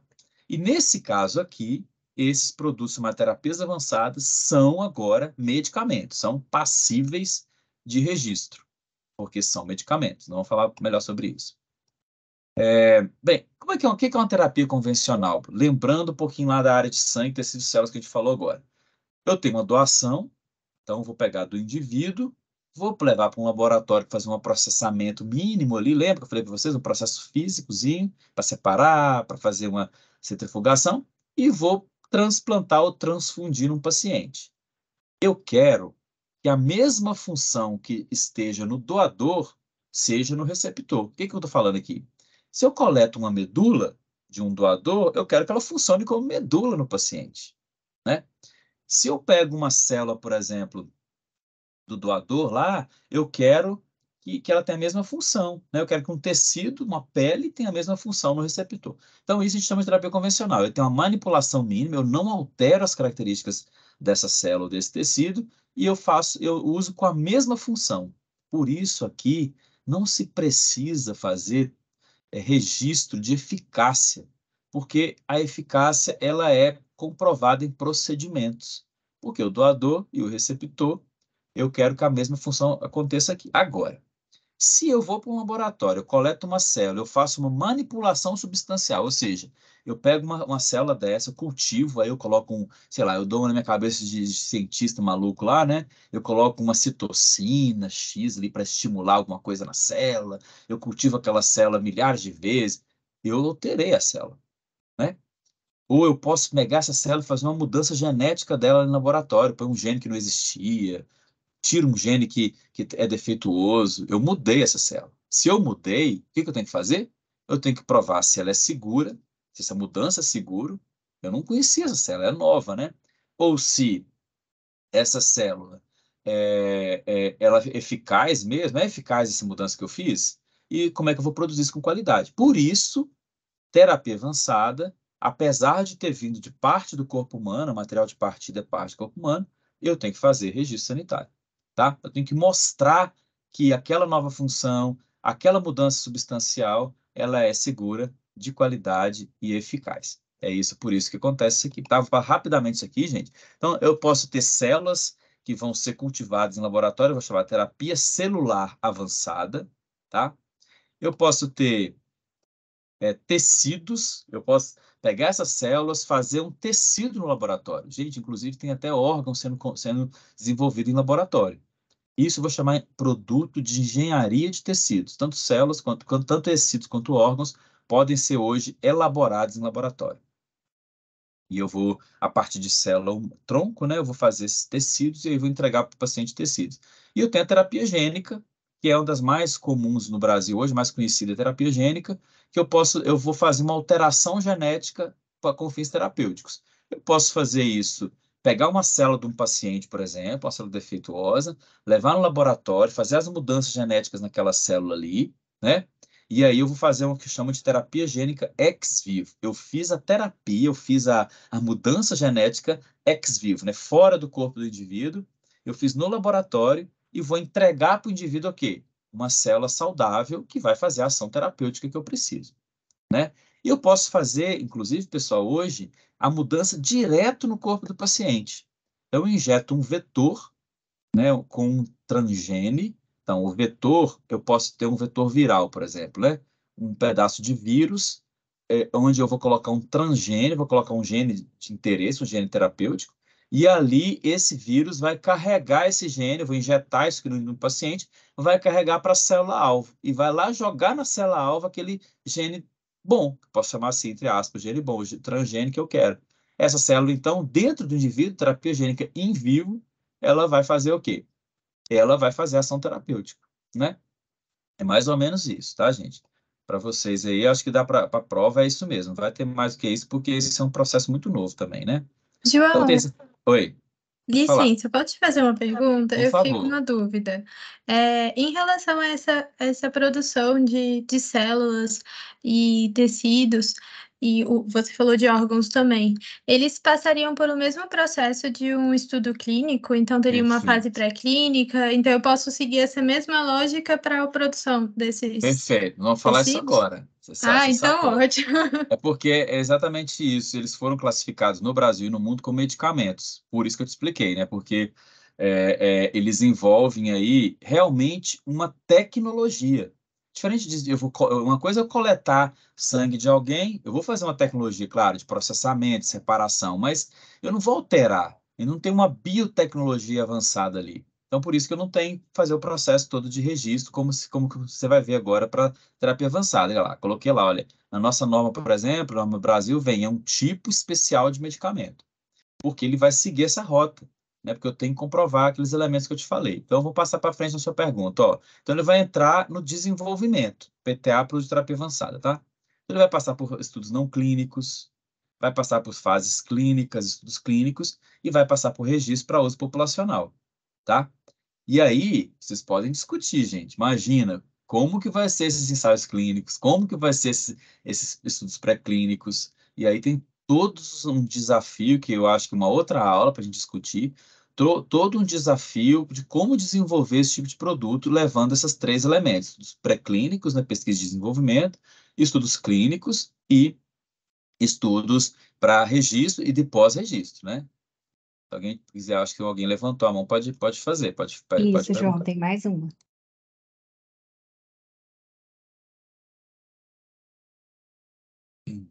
Vamos lá, você pode perguntar. Pode fazer. João, me ouve? Estou ouvindo. Tá, beleza. Não, finalizando aí o processo dessa aula de hoje, né, João? Sou Mazur, sou de Porto Alegre, Rio Grande do Sul.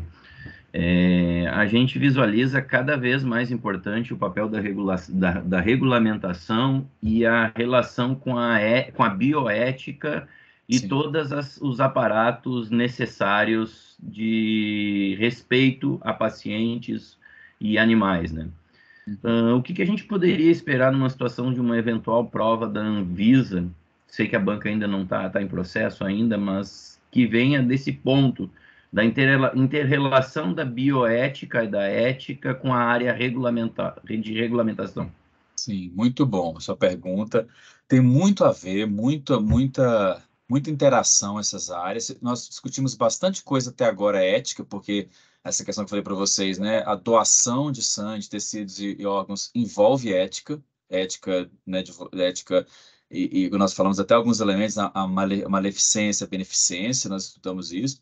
Mas aqui ainda, assim como em medicamento, nessa parte aqui todo o processo de desenvolvimento em seres humanos vai envolver a questão ética aqui, né? A questão dos aprovações da SE, do CEP, CONEP, então vai ver toda a questão ética, porque tá sendo feito um desenvolvimento humano. E aqui a coisa é mais complexa ainda, porque nós não vamos, porque num desenvolvimento de medicamento normal, convencional, a gente tem fase 1, por exemplo, que eu vou utilizar aquele produto num paciente, num indivíduo saudável, né? Aqui não. Aqui como é que você vai alterar material genético das pessoas saudável? Você já tem que começar o desenvolvimento em paciente. Então, isso que eu falei dos desafios, aqui vai ter cada uma dessas linhas aqui, pré-clínico, clínico e o próprio registro, vai ser totalmente desafiado principalmente porque envolve ética, envolve parte do corpo humano que vai ser utilizado como material de partida. Olha para você ver como é que acontece isso aqui, olha. Eu posso coletar uma célula de um banco de célula comercial ou posso coletar de um indivíduo. Hoje, no Brasil, a gente trabalha muito com indivíduos autólogos, né? A célula do próprio paciente. Mas é possível que eu possa ter um doador de uma célula, por exemplo, linfócito T, posso ter esse doador, ele doar para uma indústria, a indústria aplicar a biotecnologia, transformar aquela célula no medicamento e vender o medicamento depois. Então, isso é uma discussão ainda, não só no Brasil, tá? É uma discussão que está se fazendo do ponto de vista ético, porque o doador tem que estar muita consciência para doar uma célula dele sabendo que vai virar um produto de alto custo. Então, isso é uma discussão bem longa ainda, provavelmente não cai isso na prova, mas sim, está dentro dessa linha sua ética aí. Então, discutir alguma coisa sobre esse tipo numa prova é sempre interessante usar a ética, porque a ética está imbuída desse processo aqui, tá? Mas é muito complexo. Essa discussão aqui a gente vai ter que ter muito tempo para poder discutir, porque é muita coisa. Inclusive, a gente nem ainda tem domínio, porque o mundo não tem domínio sobre isso ainda, porque esses produtos estão começando a entrar nos mercados comerciais agora, tá? Pessoal, obrigada, João, pelas respostas. Eu vou pedir só para deixar o João concluir e a gente vai abrir para perguntas no final, tudo bem? Tá, Só para a porque eu gente tenho... concluir o raciocínio. Tem um monte de gente perguntando, Tá João, bom, e mãos levantadas. Fiquem tranquilos que a gente vai conseguir fazer, tá tá? bom, já Já respondo. deixa o Porque aí eu João finalizo finalizar. também, né? Eu estou quase Isso. terminando já, isso. E aí, pessoal, igual a nossa colega perguntou sobre a questão do ciclo, né, de vida. É o mesmo medicamento. Então, tem pré-clínico, clínico, aí tem o dossiê do registro a partir dos resultados. Depois do registro, eu vou fazer o quê? No registro, inclusive, né, eu vou fazer uma certificação de boas práticas. Então, esses centros que produzem, essas indústrias, elas são certificadas pela Anvisa, em boas práticas de fabricação desse tipo de produto. Eu vou monitorar eventos adversos, tanto farmacovigilância, algumas coisas até biovigilância, porque, né, tem a ver com a doador. E esses produtos, inclusive, eles têm algum processo de registro bem diferenciado. Até eu preciso acompanhar esses pacientes ao longo prazo. É claro que todo medicamento é acompanhado, né? Vocês vão estudar farmacovigilância, vocês vão ver isso. Todos os medicamentos são acompanhados, mas aqui tem que ser mais contundente, porque aqui eu acompanho também a eficácia. Claro que a farmacovigilância também verifica isso, mas aqui é fundamental acompanhar, porque assim, imagina um gene. Eu vou fazer uma transdução de um gene no hepatócito para hemofilia, por exemplo. Vou colocar um gene lá que faltava no indivíduo ter hemofilia no fígado dele. O fígado, vocês sabem que ele tem um turnover celular muito acelerado, né? Eu modifico, eu faço um turnover, eu renovo células do fígado direto. Já pensou se eu fizer aqueles ciclos celulares de multiplicação e esse gene lá que eu injetei, ele não se multiplicar, ele não, né, fazer o processo de mitose lá que ele tem que fazer e não, aquele gene não ir para lá, eu vou perdendo eficácia. Então a gente não sabe, a ciência não sabe como é que vai ser feito isso, gente. Esses produtos são tão inovadores que a gente tem, considerando as pesquisas clínicas, nós temos indivíduos com 10 anos de uso. É muito pouco para um produto desse tipo. Então, a ideia é que eles sejam registrados e monitorados pelas agências reguladoras anualmente, periodicamente, para verificar como é que está se dando a questão da eficácia e, obviamente, de eventos a longo prazo, né? Eventos diversos. Vou passar rapidinho isso aqui. Eu gosto muito desse assunto, é o que eu pesquiso, é o que eu gosto. Então, aqui não vou falar muito, então eu vou ficar a noite inteira falando sobre isso. Mas aqui tem desafios, né? O nosso coletor aí já levantou um ponto de desafio ético, é um grande desafio. Desafio de produção, imagina produzir célula, né? Produzir genes, então é um desafio de produção. Desafio de desenvolvimento, porque é muito complexo, são desenhos de desenvolvimento complexo. Então, aqui tem muito desafio, tá? Eu não vou entrar nisso, sim, mas depois a gente pode deixar para vocês referências, para vocês estudarem, né? Se cair na prova, tiver alguma coisa sobre isso na prova, a gente pode até depois, a professora quiser, eu posso voltar para falar um pouco melhor sobre terapia avançada, se parecer alguma coisa para vocês, tá? Eu trouxe aqui sobre os riscos, né? Mas eu acho que aqui não vai ser o fórum da gente falar sobre isso. O registro, igual eu falei para vocês, é um registro diferenciado também, tá? A gente tem um registro igual aos medicamentos, chama padrão, mas muitas vezes é um registro prioritário, porque esse tipo de produto está sendo desenvolvido para quê? Doença rara, doença onde eu não tenho alternativa terapêutica. Então, por si só, é um produto que tem muita prioridade. Então, ele tem que ser feito, né? A Anvisa tem que desenvolver mecanismos aí para priorizar esse tipo de desenvolvimento, né? Eu falei para vocês, muitas vezes são registrados com um N muito pequeno de desenvolvimento. Imagina uma doença rara. Nós já registramos aqui no Brasil produto que foi desenvolvido no mundo inteiro com 150 pacientes, porque é uma doença ultra rara. Como é que você vai fazer uma estatística de eficácia, considerando, né, os elementos de eficácia que a gente tem hoje e os elementos de estatística para fazer estudos de evidências com 150 pacientes? Então, às vezes, você faz um registro nesse caso e você coloca algumas condições de monitoramento para monitorar os dados da vida real, né? Para confirmar se aquela eficácia naquele N vai se conformar também em N. Vai passar 15 anos, pessoal, e não vai chegar a 1.000 pacientes. Então, é uma situação diferente, né? E eu trouxe aqui para vocês, aqui vai ser bem grande, eu acho que eu não vou deixar, depois vocês fazem. Por exemplo, olha aqui, sobre aquela questão, é uma prova do CESP, que teve em 2004, do nosso concurso, é isso mesmo. E aqui, olha para você ver que veio a pergunta, olha. Eu vou fazer rapidinho, só para vocês verem rapidinho, a gente já termina, né? Por exemplo, com relação ao assunto abordado no texto acima, que é da lei, essa lei na época era 8975 de 95, que é a lei que foi substituída, a lei de biossegurança que eu falei para vocês, que é a lei 11.105 de 2005. Esse amarelinho foi o que pus, tá? Aí vem assim, constitui crime a intervenção em material genético humano em vivo, bem como a manipulação de células germinais, exceto para o tratamento de defeitos genéticos. O que vocês acham? Dá uma dica aí, certo ou errado isso aí? Vocês marcariam certo ou errado? Só isso que eu vou fazer devagar, tá? Depois a gente faz rapidinho para a gente ganhar tempo. Ó, constitui crime de intervenção em material genético humano em vivo, né? Alterar a genética das pessoas em vivo, bem como manipulação de células germinais, exceto para o tratamento de defeitos genéticos. O que vocês acham? Errado. Tá certo, né? Ou tá errado? Eu É errado, Tá colocaria colocando aqui no errado. chat errado, é. Perfeito, parabéns. Bom que vocês entenderam, gente, que eu falei. É isso mesmo. Células germinais no Brasil é proibido. Não tem, nem pode falar que vai curar uma doença que não tem cura. Por enquanto é proibido, tá? E fala sobre o conceito de organismo geneticamente modificado, né? Aqueles resultantes de técnicas que impliquem a introdução direta em um organismo de material hereditário, material genético, ele usou esse termo, enfim, desde que não envolva a utilização de moléculas de DNA recombinantes, tais como fertilização in vitro, conjugação, transdução, transformação, indução poliploide e qualquer outro processo natural. O que vocês acham desse? Esse aqui é um organismo geneticamente modificado? Certo ou errado? É difícil, que é grande, né, esse texto. Mas, ó, ele fala assim, um OGM é o quê? São aqueles resultantes de técnicas que impliquem introdução direta em organismo de material hereditário, desde que não envolva a utilização de moléculas de DNA recombinante, tais como fecundação in vitro, fertilização, é fecundação ou fertilização in vitro, né? Ele quis confundir aqui. Conjugação, transdução, transformação. O que vocês acham? Que certo ou errado? Errado também? É errado. Mas o 51 não foi errado, não é estranho, tem um errado atrás do outro. É pegadinha, Eu mas é fiquei com errado essa sim. agonia.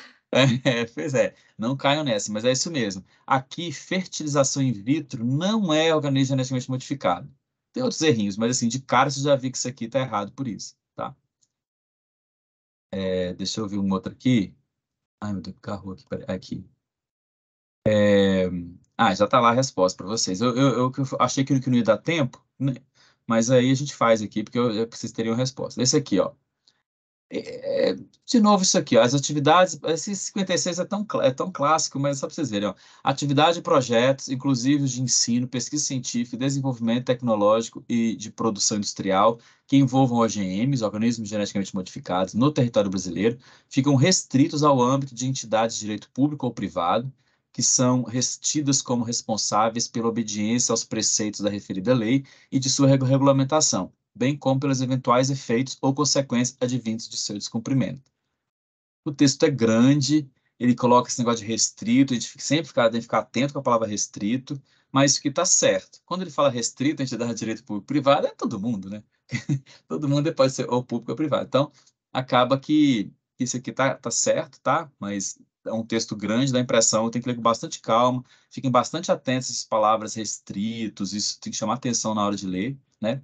54, ó. Os produtos que contêm OGM destinados à comercialização ou industrialização provenientes de outros países somente poderão ser introduzidos no Brasil após o parecer prévio conclusivo da CTN-Bio e a autorização do órgão de fiscalização competente, levando em consideração pareceres técnicos de outros países, tal. Eu não falei para vocês não, né, mas na lei, se por exemplo, ela tiver para vocês na prova, vai ter isso na lei. A CTN-Bio, ela faz uma avaliação de OGMs no Brasil, né, é uma prerrogativa dela, e também a Anvisa, a depender do produto. Por isso que colocou a autorização do órgão de fiscalização competente, nesse caso a Anvisa, se for, por exemplo, a terapia gênica, tá? Vocês terem esse aqui, aí tá tudo certo. Tem esse daqui também, que só para terminar, ó. Com relação às normas para o... Tá vendo que ele falou muito sobre isso, é a mesma prova, não sei se é a mesma, enfim, mas eu não sei, eu peguei algumas provas. Vai falar muito sobre essa lei, uma lei que eles gostam de usar, pelo menos nos concursos anteriores, eu não sei como é que vai ser agora, né? Com relação às normas para o uso de técnicas de engenharia genética para liberação em meio ambiente de organismos geneticamente modificados, julgue os itens de acordo com a lei, né? Aí era a lei antiga, eu mudei, só trouxe para vocês a lei atual. Segundo a legislação vigente, o RNA, o ácido ribonucleico, e o DNA, ácido desoxirribonucleico, constituem em toda entidade biológica capaz de reproduzir ou de transferir material genético. Aí tem que conhecer bem de biologia molecular, né, isso aqui, para entender que esse é capaz de reproduzir, isso aqui é complexo, né, esse material, por exemplo. O DNA tem essa capacidade, né, de duplicar, talvez não é nem reproduzir, mas, né, então, mas aqui considerado errado essa questão aqui. Aí tem uma outra aqui, olha, toda organização que utilizar, ficou muito da lei também, mas não falei para vocês isso, sobre a questão dos métodos de engenharia genética, as entidades que utilizam isso devem ter uma comissão interna de biossegurança, né? E é verdade mesmo, todo hospital, centro de pesquisa, que trabalha com organismo geneticamente modificado, precisa ter uma, que chama de CBio, né? Uma comissão interna de biossegurança. Não falei para vocês, mas isso está na lei de biossegurança, né?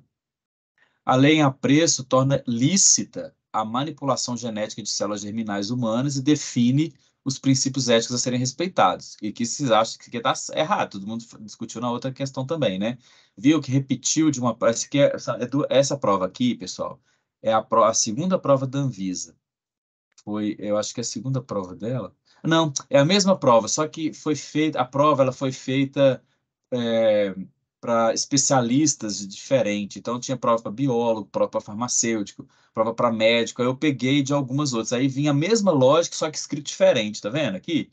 Ele pegou a mesma ideia de saber se o aluno, né, se o concorrente, ele sabia sobre essa questão das células germinais. Então, ele focou nisso. Então, por isso que eu falei para vocês. Se uma lei proíbe, se estão lendo uma lei para o concurso, ela proibiu alguma coisa, mais nessa área de saúde, fique atento àquilo, porque é importante, né? Então, essa questão aqui chama de novo a atenção que engenharia genética em células germinais não é lícita no Brasil, é ilícita, né? O Ministério Público da União e os Estados têm legitimidade para promover a ação de responsabilidade civil e criminal por danos causados ao homem, lá, isso aqui, claro que é C, né? E aí, acho que finalizo aqui.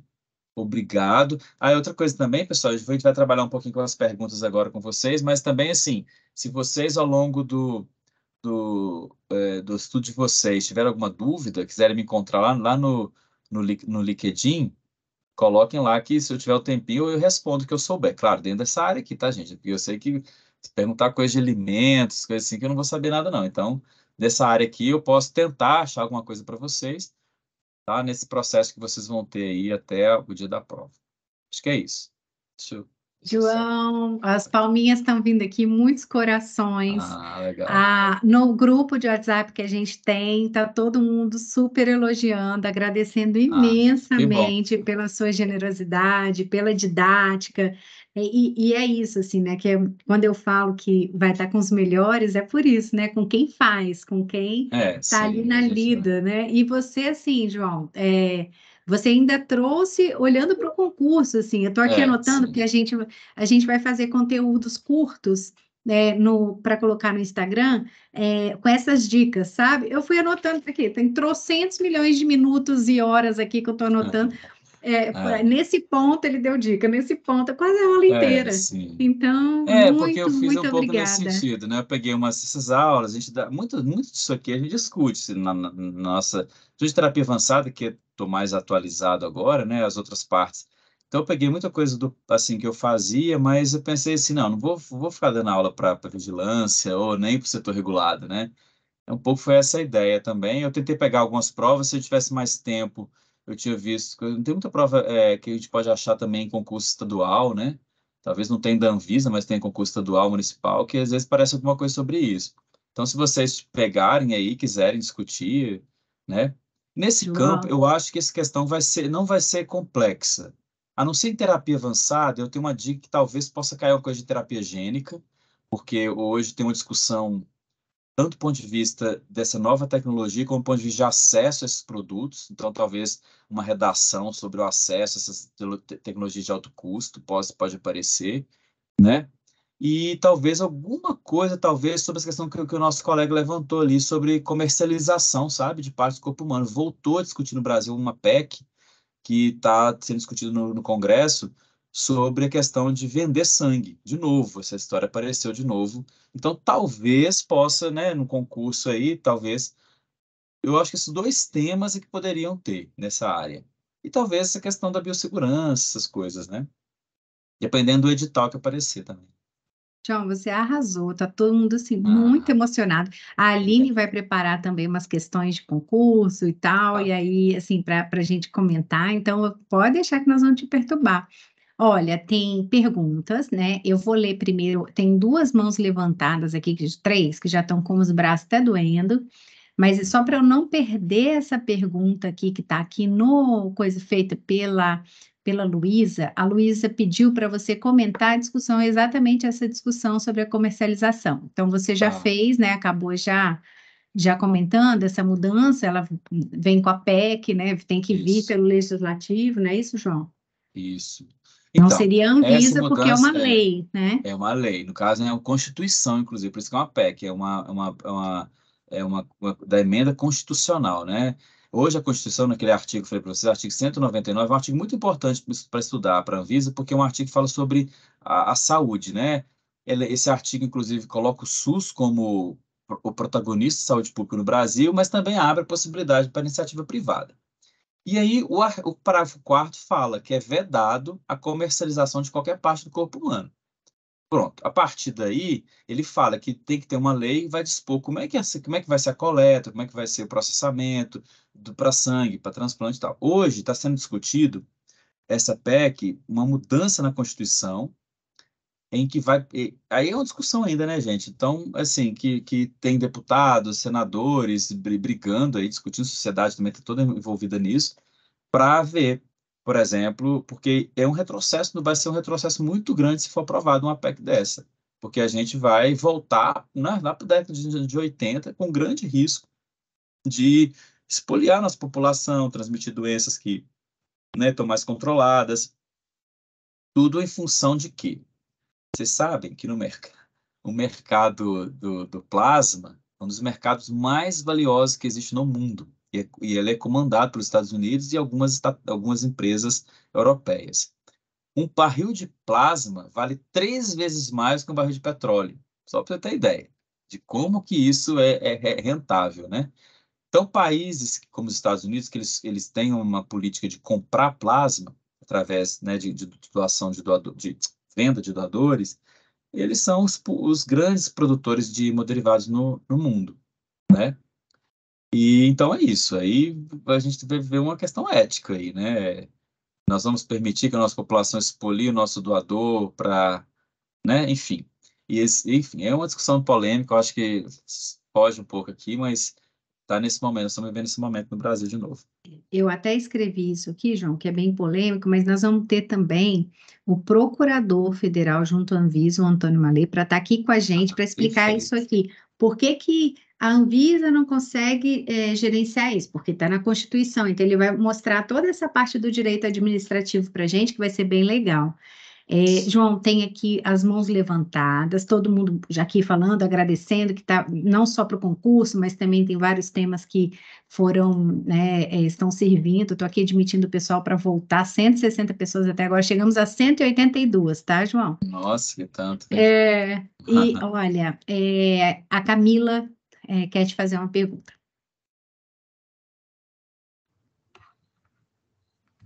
Oi, me escuta? Sim, escuta. Escutamos. Primeiro, vou agradecer pela aula. Eu sou servidora da Fundação Hemocentro, trabalho diretamente com transplante de órgãos e foi um Sim. prazer te ouvir falar. De fato, trabalhamos com isso tudo mesmo que você disse, com essas fases. E a minha pergunta é sobre CAR-T-cell, dentro do que a gente falou de terapias avançadas e terapias gênicas. Sim. Quando você fala sobre terapias avançadas que devem passar por esse processo de fases clínicas e de identificação de riscos, e até sobre uma biovigilância, como é que seria o CAR-T-cell dentro desse aspecto, tendo em vista que é tanto um processo quanto um medicamento tão individualizado? Como é que dá para fazer a regulação disso? Perfeito, Obrigada. muito bom a sua pergunta. Mominas é um excelente serviço de hemoterapia no Brasil, né? Ele é um grande centro, assim, a gente tem muito apreço. Mominas é muito parceiro da Anvisa também. Então, o CAR-T-cell é aquilo que nós falamos, pessoal, assim, para todo mundo entender, é o quê? É uma terapia gênica ex vivo. O que é isso? Então, hoje, para algumas doenças hematológicas, né, linfoma, mieloma e leucemia, que já tem produto registrado no Brasil, inclusive, você é capaz de usar essa tecnologia. Você coleta uma célula T do paciente, né, que conhece a doença, coleta uma célula T dele, leva para um laboratório genético e vai fazer uma mudança na genética dessa célula T do indivíduo. Ou seja, ele vai colocar um receptor ali, quimérico, né, um receptor artificial, e esse receptor ele vai fazer com que essa célula ela fique turbinada, por exemplo, né, para que você depois pegue essa célula, cultive ela em laboratório, né, ela cultiva ali, aumenta o N dela, e depois você injeta no próprio paciente. O que vai acontecer? Essa célula turbinada com um receptor específico para a célula tumoral, ele vai buscar onde tem células tumorais e vai fazer o processo de defesa, destruir as células tumorais. Os resultados têm sido fantásticos do ponto de vista de sobrevida, né? Pacientes que estavam desenganados, com linhas já de quimioterapia todas vencidas, estavam praticamente desenganados, esses pacientes hoje têm uma sobrevida importantíssima. Então, já é um produto já clássico, assim, para regulação, né? Porque nós já temos hoje, só no Brasil, nós temos 3 produtos registrados, né? Já estão, inclusive, já tem alguns produtos com precificação pronta, já está começando a comercialização desse produto, né? E no mundo inteiro tem outros produtos. No Brasil vai estar começando a desenvolver tecnologia nacional. Eu não posso falar sobre isso, porque já vocês vão ter notícia de desenvolvimento acontecendo, desenvolvimento para registro acontecendo aqui no Brasil. Então, é uma tecnologia bem, bem inovadora. E ela falou, a nossa colega Camila colocou muito bem. Primeira vez que nós vamos regulamentar um medicamento personalizado, porque essa célula é autóloga. Olha o que acontece no Brasil hoje.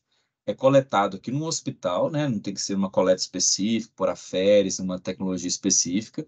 Vai coletar no hospital, geralmente vai para os Estados Unidos ou para a Europa. Lá acontece a modificação dessa célula, volta para o mesmo paciente. Tudo isso muito bem concatenado, porque o tempo são tempos muito pequenos, então tem que ir produzir e voltar. A Anvisa teve que fazer um movimento regulatório surpreendente. Ela teve que trabalhar todo o processo técnico, teve que trabalhar uma exportação, aí fazer todo um processo de qualificação da indústria internacional e trabalhar o processo de importação. Tudo isso em dias. Eu vou dizer assim, tem que ser feito todo um processo em dias, porque isso é uma célula viva, né?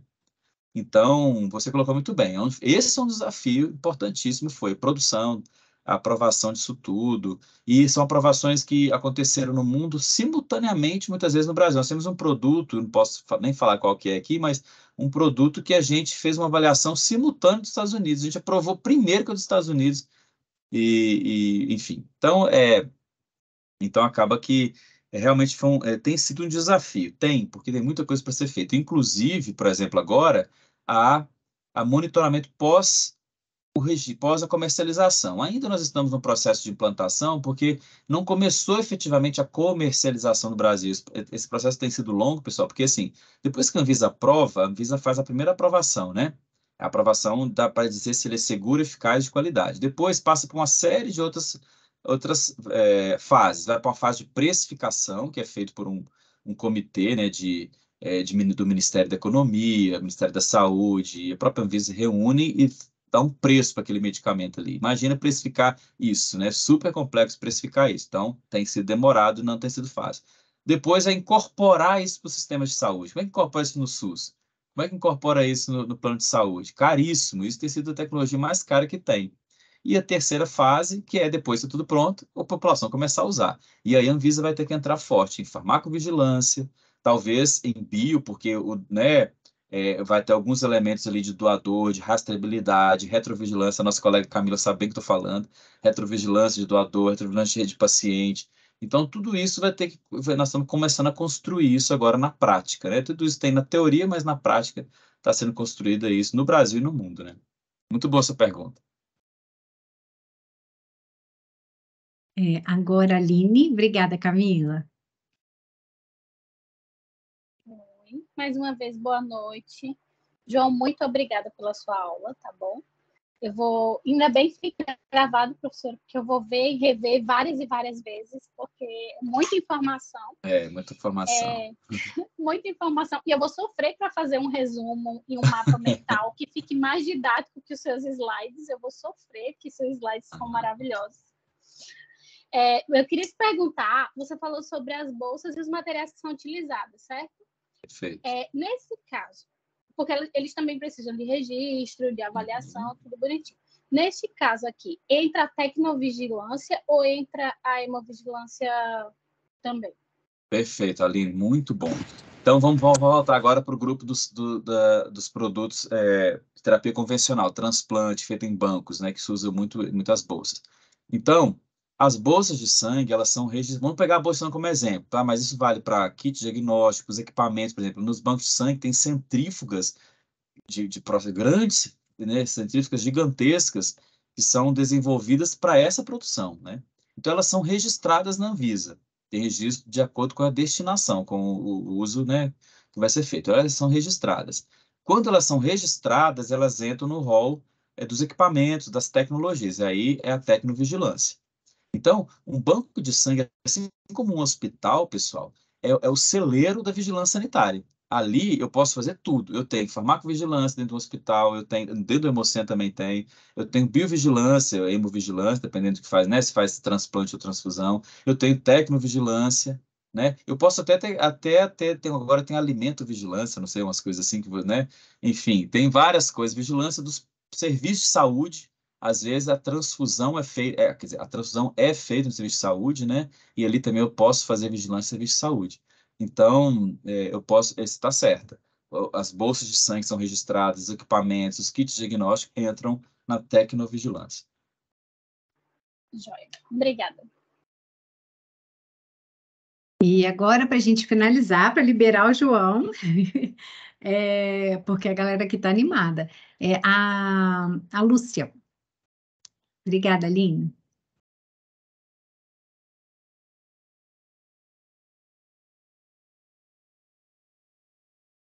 Lúcia? Consegue fazer a pergunta?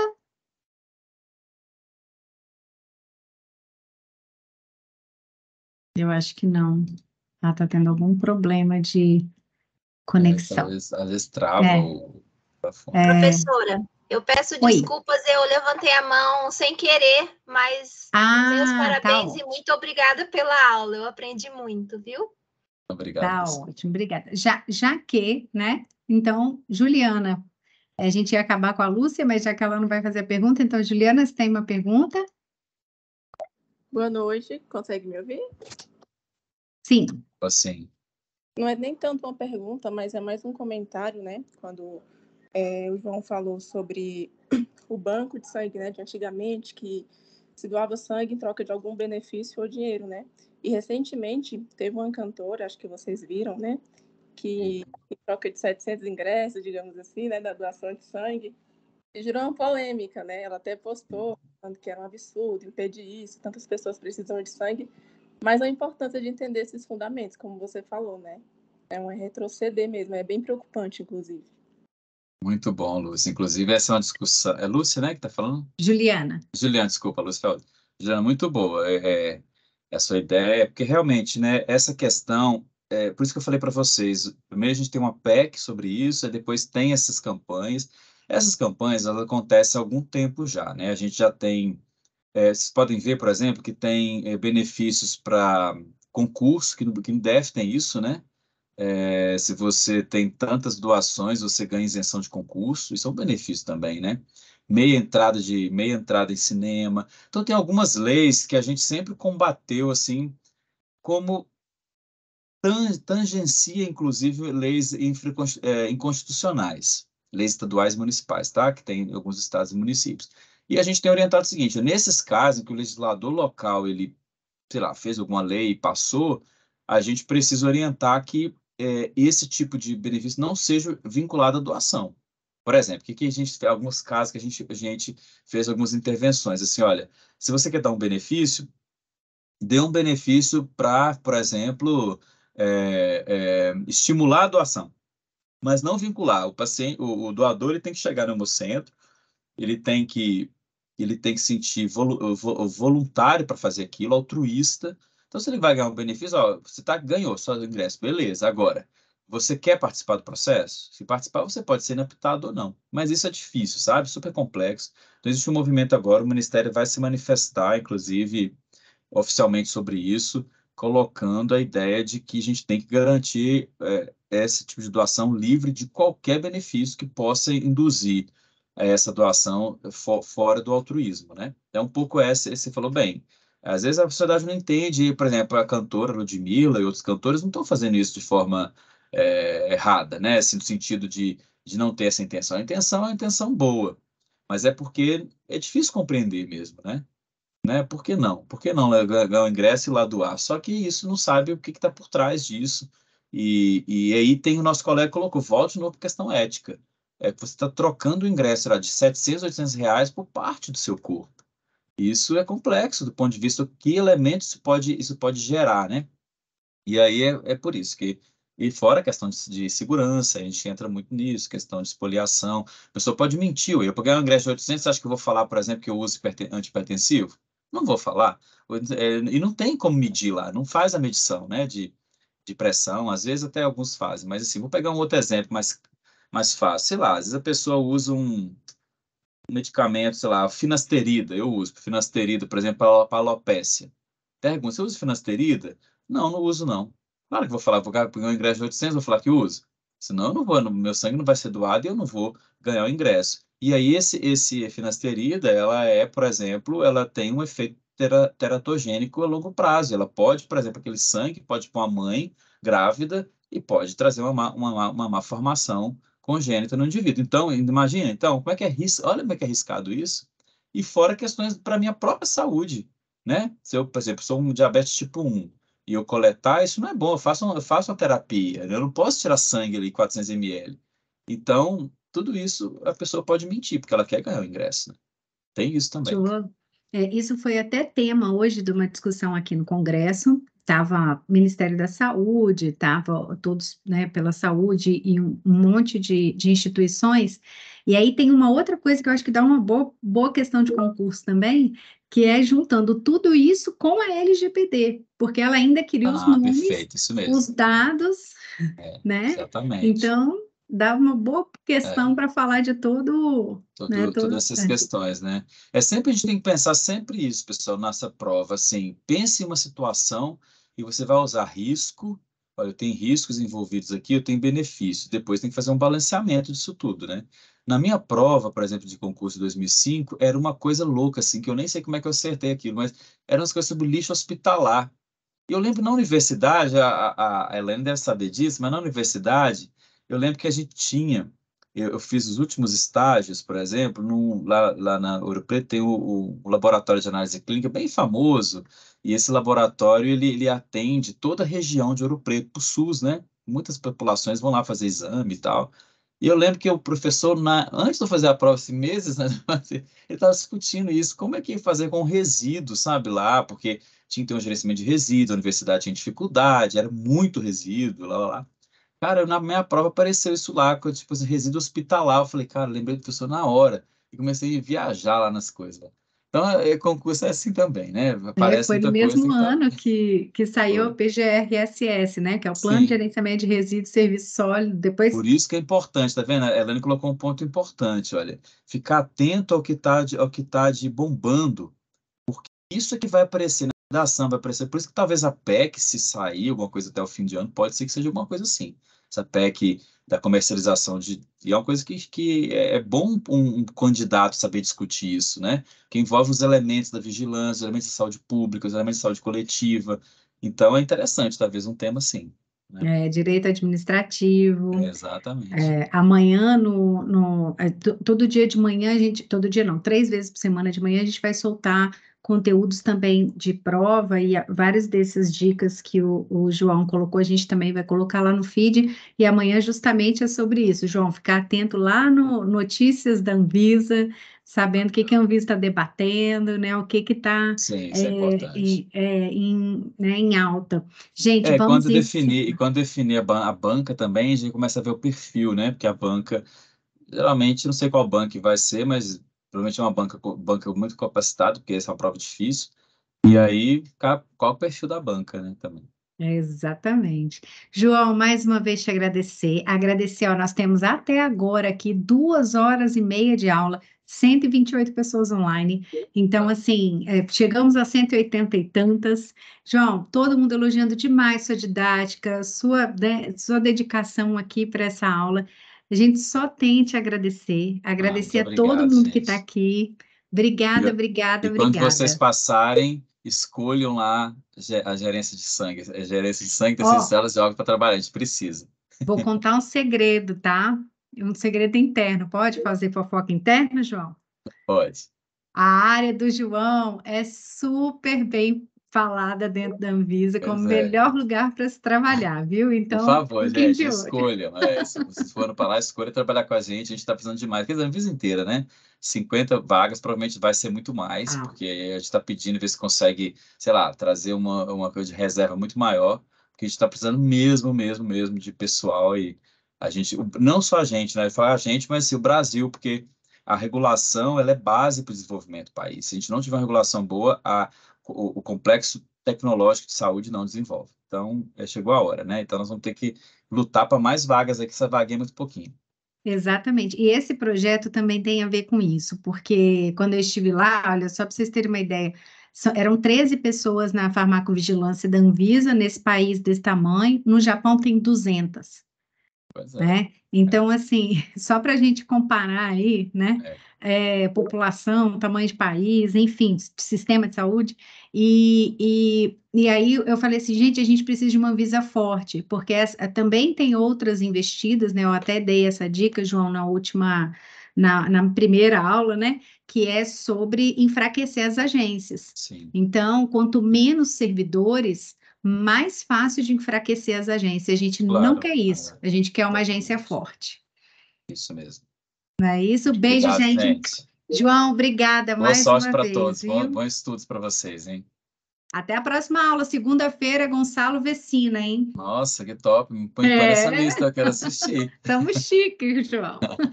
Até mais, gente. Beijo, gente. Obrigada.